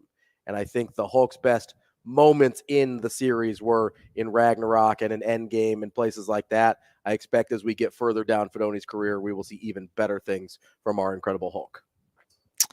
Yeah, this is another hard one because I felt like they were impact pieces of the offense, but maybe not utilized as much as I still thought they should have been. I also thought like between Borkature and Fidone, I thought there'd be kind of like a tandem situation. Like we knew Fidone would be the biggest key, but I thought like at more times it could be like, okay, like especially when the wide receiving room started. Borkature is a big body. Yeah. And it's a stretch. But you know how when they at the Chiefs when they can't find Kelsey, it's like where's Watson or something else. There's options out there. I think you didn't say MVS because you don't want to throw him the ball. No, I literally tweeted last game. I was like, hey Jalen, like what are you doing on Sunday? You available to go to Vegas? Seriously, can you just make one 60-yard catch? I don't know. So I think I'll give this a C+. Because the performance was good. I had to say hard because I want to actually say maybe it was like a B- because they were impactful pieces at times. I don't know if they were utilized as much. They should have gotten the ball more. For me to say like, yes, it was a solid B+. I think but B- that also is fair. Yeah, I guess I think they performed well you're right. That's when true. They were allowed to. Okay, perfect. And that allows me to jump to the B grades because I will give it a B. I just feel like it's so dependent on the quarterback play that it's hard to grade. But when they had a tough study partner, Tough they group, had to do all the tough work group project. in the group project. Yeah. They got the text message, hey, you got this covered, right? Were in the room with them, and they were like, I guess I'm doing the whole thing. Yeah, I'll give it B- over there playing video games. Yeah. They're like, so I'm just going to do the poster board by myself. Yeah. That's what's happening here. Yeah. What is our number 4? Number 4, and this is an ice cream flavor that could probably be argued off the number 4 ledge. Mint chip. No, I love mint chocolate top chip. 4, and I'm a big mint chip fan as well because who doesn't want a little Listerine for dessert? Not I. Last year, they would have been so low, the O-line, they probably would have been labeled as a waffle cone. And I know that we just got done in the break talking about waffle cones, and Avery's eyes just got big. Here's the analogy for that: without ice cream, time out here. Without ice cream, a waffle cone is just a big empty waste of space. And that was the offensive line last year. Still a stretch. Fair. And so, but I'm associating everything to like an ice cream item. Yeah. Right. Okay. No, we're okay here. We're okay. It could have been just a waffle cone. This year, they got upgraded to the 4th best flavor of ice cream. Yeah. 4th on the. I mean, that's a huge jump for this O line, and it's just credit to Donnie Raiola and what he's been doing. I don't know if I'm feeling a little high off of Grant Brick's committing yesterday. Let's too, go. But it just seems like things are really starting to gel. Move in the right direction. I think that's a great one. Offensive line for me was the movie Ant-Man. Okay. Ant-Man is so funny. It's a great movie, and I love Paul Rudd. I was not really excited to see this movie. I didn't expect to like it. I was like, I don't know what this weird Paul Rudd Marvel movie is. It seems like a way different type of movie than all the other ones, but I end up seeing it, and it ends up being one of my favorite movies. I was so pleasantly surprised. You found some characters you love in that movie, right? Paul Rudd's being the main one, but I even like the Michael Douglas character is really good in there. I can't remember the lady's name that plays the Wasp, but you end up finding some really great characters that you really enjoy, and you're looking forward to seeing them again. I am looking forward to seeing the continued development of this offensive line. That is not something I thought I would be saying back in September. I was stunned by how much I liked Ant-Man, and I was stunned by how good the offensive line played this year. Yeah, I'm going to go with a B+ because the rush game was a huge piece of Nebraska's attack, especially early. And I know pre-injuries too, but that doesn't happen without the guys up front being able to execute. And I think certain sides of the offensive line also improved because I think last year you saw a specific side, the quarterback usually blindsided situations.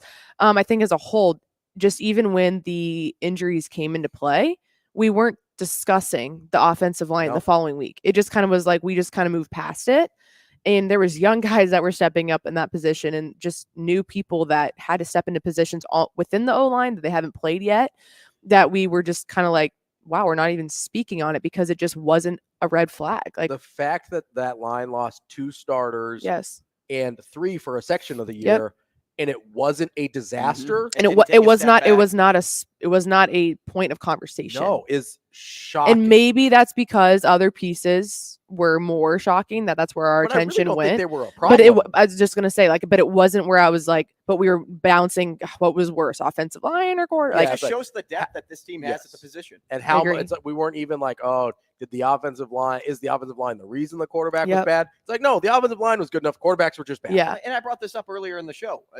They moved 2 guys that came in as offensive linemen to defense. To defense, right? And so the fact that they were able to do that and still not skip a beat means they know what they're doing. And there's guys in that room that we haven't even seen yet. I'm thinking of Sam Sledge in particular. Everybody I talk to loves Sam Sledge. That is a guy, if you're looking for a replacement for Ethan Piper, that's a guy that I'm looking at. I think the future of this line is bright as well. And that's not even talking about the true freshman that actually played this year in Justin Evans Jenkins. Who comments on our live when it's Hurrdat Sports? I don't know. Probably Sasha. No, that's me. That's really? Shane. Yeah. Naturally. I was like, who is this? He goes, no, it's me. It's actually just me. They commented on Facebook and and YouTube. Are you Hail Varsity too, Shane? You're everything? Yeah, because he's logged in as all. That's incredible. Almighty. I haven't seen the third Ant-Man yet, like I said. If it just comes up as Hurrdat Sports, only that one, then it's Sasha. Okay. Gotcha. What are you then? So he's the Hurrdat Sports and Hail Varsity because he's logged in. So if they come up at the same time. it's okay, got it. Let's give out some A-letter grades. Let's do one more, and then we'll finish up at the end of the All right, hour. number 3 on the list, cookies and cream ice cream. That goes to the defensive backs at Nebraska. Okay. It's the only option this group could be with defensive line and linebackers taking up 1 and 2. The defense is 1, 2, 3. And I think people could have assumed that 100%. Even before we started this list and before we started at number 10. But if the DBs had more takeaways to their name and they elevated the defense as a whole from good to great, they probably would have gotten 2 for me. But because they didn't, they sit at a solid 3. Mine is Guardians of the Galaxy. This was an ensemble cast. It ended up being a very good movie, but with guys that, we kind of knew about some of them, didn't know about the other ones, but we had some major stars emerge from that group, and it ended up being a very good movie. Your secondary is Guardians of the Galaxy. I'm going to go A-, and I'm going to say tackling was great. A lot of coverage was great, minus a few situations. And then what you said, takeaways got there, but didn't generate enough points. We'll wrap up the show and our list coming up next. We will be back.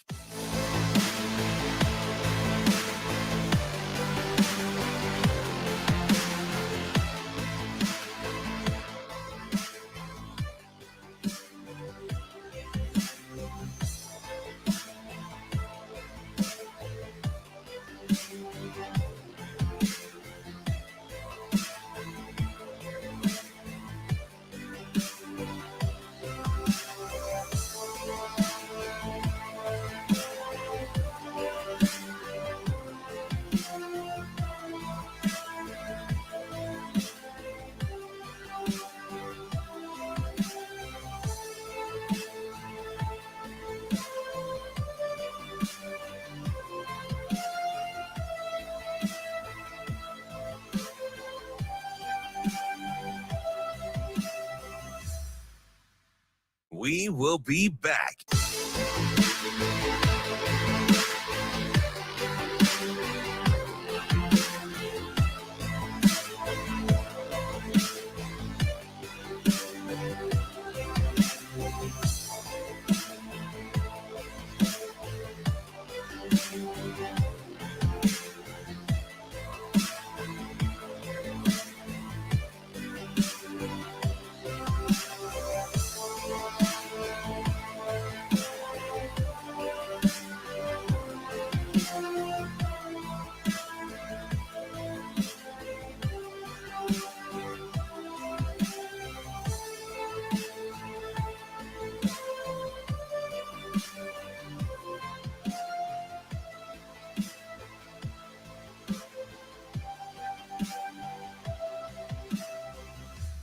We will be back.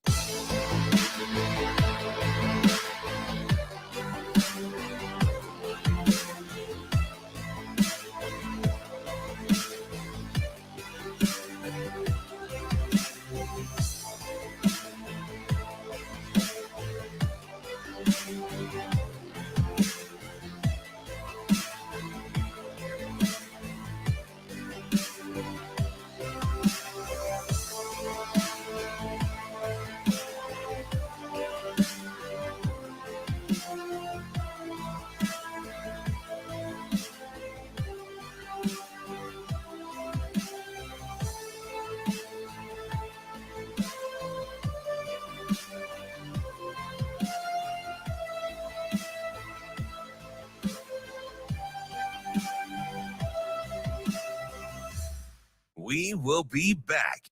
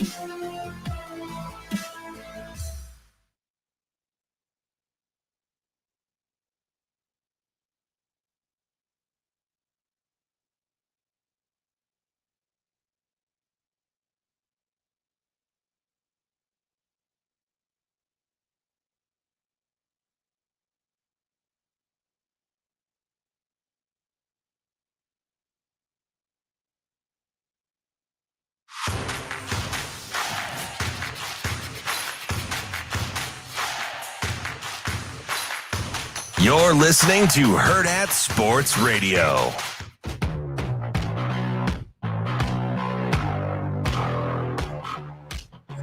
Wrapping up the show and wrapping up our position group rankings with Andrew Rogers and Avarie Howard. I'm Ravi Lulla here on AM 590 ESPN Omaha, ESPN Tri-Cities, and KFOR in Lincoln.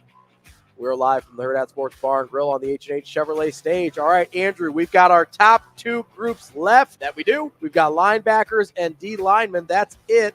What is number two? America's top 10 favorite ice cream flavors. Number 2, according to the International Dairy Foods Association, is chocolate. Is it going to be chocolate and vanilla? Probably. It is. That's ridiculous. It is chocolate. Listen, people are basic, vanilla. Avarie. So chocolate ice cream.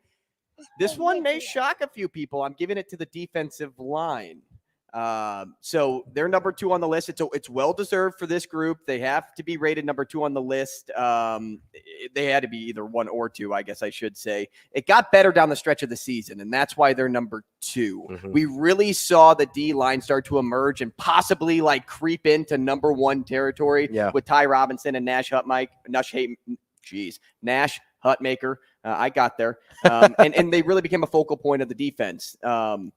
Just an all-around fan fave, and that's what chocolate ice cream is. If it weren't for the lack of experience in the room with Prince Will and Cam Lenhart, say they weren't freshmen, but they were, they got the game reps last year, and now they're starting to creep into top, let's just say 5 in tackles on the team, they'd probably be number 1.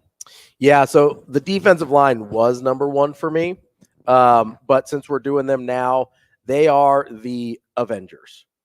Avengers Endgame? No, just the Avengers, the original Avengers movie. People kind of forget now that we have seen the whole thing play out and we got to Endgame. But when the first Avengers movie came out, the franchise was like not in great shape. You'd only had a few movies. One of them was Iron Man 2, which Shane hates. One of them was Thor, the Dark World, or just the regular Thor, which was okay.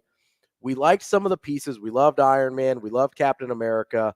But there was questions about going into the Avengers movie, much like there were a couple pieces on the defensive line that we really liked and a lot of questions everywhere else. Well, we saw the Avengers movie, and it's really what kicked that franchise into the next gear. The defensive line kicked this defense into the next gear, in my opinion. Their ability to consistently get pressure, to have young guys, new characters, if you will, added into the franchise and perform well immediately.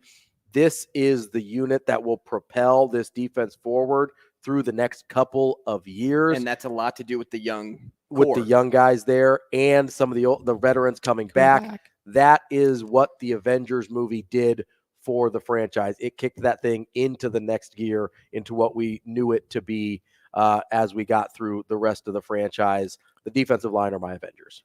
So you have defensive line, and then what do we? Linebackers is next. Yeah. So D-line is 2 for me. It's 1 my for top Ravi. one. Yeah, I kind of feel like if that's how I was kind of grading it too, I'd say defensive line is probably the top thing for me as well. Obviously, I'm going to go with A+ for them. Despite what the record says, led the Big Ten in so many stats on defense, the way that they pressured the quarterback in so many games, and just there were so many situations where the offense would give up the ball and my heart wouldn't skip a beat because I was like, they got this. It's okay. Like, and to think that about this team is kind of crazy when you say it out loud, but I didn't have any worries, and I knew that they would apply pressure. They played as a cohesive group, and I think a lot of that starts with up top and just how much, they limited time. Yeah. They limited time. And so it got to the point where, you knew the team goal was they didn't want to have a team rush over 100 yards. And then when it would get over 100 yards, you'd be like, oh no, like no way. Because you were so used to the level of play that the defensive line and that whole defensive group had played at for majority of the season. So I'm going to give them an A+, obviously. So the only reason Avengers would basically be my A version. Avengers Endgame would have been an A+. The only reason they didn't get the A+ for me was because of the fact that I did think they could have done a little bit better job finishing after they got pressure. I would agree with that. They didn't bring guys down in certain situations, especially late in the year. Wisconsin and Iowa really killed them with that a couple times. And for as much pressure as they got on the quarterback, really would have liked to see more strip sacks, more fumbles in that area. So that, to me, kind of like you said with the secondary, right? What kept them from being an even better unit was some of those finishing plays that take you to the next level. That's why for me, in your grade, they would have been an A instead of an A+. That's why for me, they were Avengers rather than Endgame. Yeah, well, and look, the DBs overcame injuries as well, and the way Isaac Gifford played this year was just outstanding. Yep. I mean, he to me was the best defensive player all year. I mean, just his ability to open field tackle and chase down live balls. He could have himself swung that group to 2, but I rested with the defensive line because of the stretch that they had on the back end of the season. My number 1, though, is the linebackers, and I know that was the one that probably could be argued, but they're just the consistents. Yeah. Vanilla ice cream, you know exactly what you're going to get out of it, right? You know it's going to taste like one thing and one thing only, and until you mix in a bunch of toppings, it will have that consistent flavor that you're looking for. And you knew exactly what you were going to get out of the linebackers every single game. It just hits different sometimes, and I'm sure the linebacking group as well also made the opponents feel that way too. They were 4 out of the 6, I believe, were top on the team in tackles. They also had like the most forced fumbles. They produced the most takeaways. The linebacking group undervalued, in my opinion, on this defense, which is why they deserve to be number 1. Yeah. They deserve to be the consistent vanilla ice cream. So I think vanilla ice cream is a good way to describe this group because of the consistency and knowing what to expect. Me personally, vanilla is not my favorite flavor of ice cream. Right. And that's another reason why I had the wide receivers at 9. Yeah. I think Moose Tracks is an underrated flavor on this list. Yeah. So for me, I actually think linebackers would be third out of my group of defensive units for this reason. I think they could have used a little bit more athleticism. I think maybe I was expecting a little bit more from them. I thought they had late in the year, and I know there were some injuries and guys banged up and missing Nick Henrich for different portions of the year mattered. There were a few times this year where I felt like just a little bit, and not nearly as bad as in years past, but I felt like the tackling lapsed just a little bit. Yeah. And for me, that's why I made them Guardians of the Galaxy 2. Still a pretty good movie, right? But after the first one, I had super high expectations.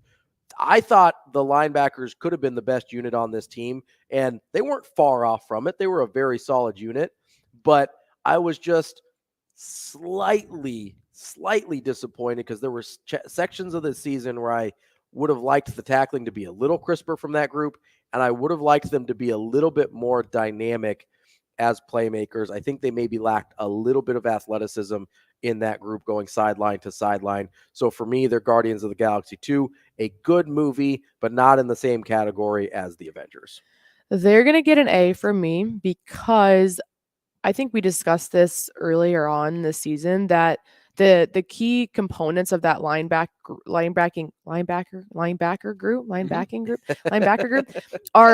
are players that we were already familiar with, but this year I feel like just really came into their own. Like Isaac Gifford was already here, Luke Reimer was already here, Nick Henrich was already here, and we knew their names. They were big pieces. But when you look at some of the guys we were excited about coming into the season, you know, your MJ Shermans and Chief Borders, they were still good pieces of this team, but it was the guys that have already been here that really stepped up to elevate that group, in my opinion. In every single game, they at least had some huge impact on the game, whether it was stuff that went unnoticed or it was a huge hit that created havoc, whatever it may be. I think those three guys, just really their confidence and just the way that we watched them play football this year, it just felt like when they were on the field, they knew that they were in control, especially in that group, where I feel like in the other years, they were kind of key components to other people, where this year they just really made it. And I think we've talked about this too. It comes with the coaching staff. You know, they instilled that belief in them and they're like, hey, you're good players. Like go play. You know, they talk about playing freely. I think those three kind of embodied that. So, I mean, there's other pieces to that linebacker group, the linebackers, the LB group. I don't know, for some reason it feels like it should be an action linebacking, but yeah, for some reason my attention immediately goes to those three players. But as a group, I would say they get an A as well. All right, that is our position group rankings, which means we have just enough time for a quick round. We are going to fit in. All right, let's get right to it. No intro. Let's just do it. No intro. No. We should totally do an intro. Quit stalling, Avery. Here we go. Shane, play your theme music. Come on, go. Don't you dare, Shane. How are we gonna factor this in with three people though? It's fine. We'll figure it out. All right. What's the category? The category is going to be we'll do this one to fit the theme. Okay, yeah. Okay. I have zero clue what that is. You see it? Got it? Yes. Yeah. All right. Yeah. Oh, Yep. So Avery, let's start the bidding. How many? 3. You're next. Move left to right. Obviously, it's not Marvel movies. No. 4. Obviously, it's not ice cream. 4. So I guess I'll have to do it if Shane doesn't get 4. So I think you both have to do it. Wait, why? I'm going to say party on with 4. What's party on mean? That means he's got to do it. He's got to name 4. Oh, so you guys both say 4 and I say 3? No. I said party on, like he's got to get 4. If he gets more than 4, then Ravi wins. Yes. Or 4 or more. Okay. All right. Do you think he could get 5? No. Okay, so party on. Shane, right. In 10 seconds. You got the watch? I'm ready. Yeah. 10 seconds. Name as many current Nebraska football coaches. Go. Rhule, White, Marcus. Can we get first and last names, please? Nope. Go. Well, now you threw me off there. That's Avery's fault. Come on. That's sabotage. How dare you? Seconds. How dare you? There you go. Spin the wheel of mayhem. Oh, no. We're out of time. We own it. Oh, no. We're out of time. You want to play this game? I do. What do we got? We're on Peach or Barf. Just grab one and go. Here we go. Down the hatch, folks. Let us know. Have a good day. Spit cup. That was barf. What a way to end the show. That's on you. You're like, let's play. You called it. That's going to stick with me. We'll see you tomorrow, Shane gets folks. flustered quick.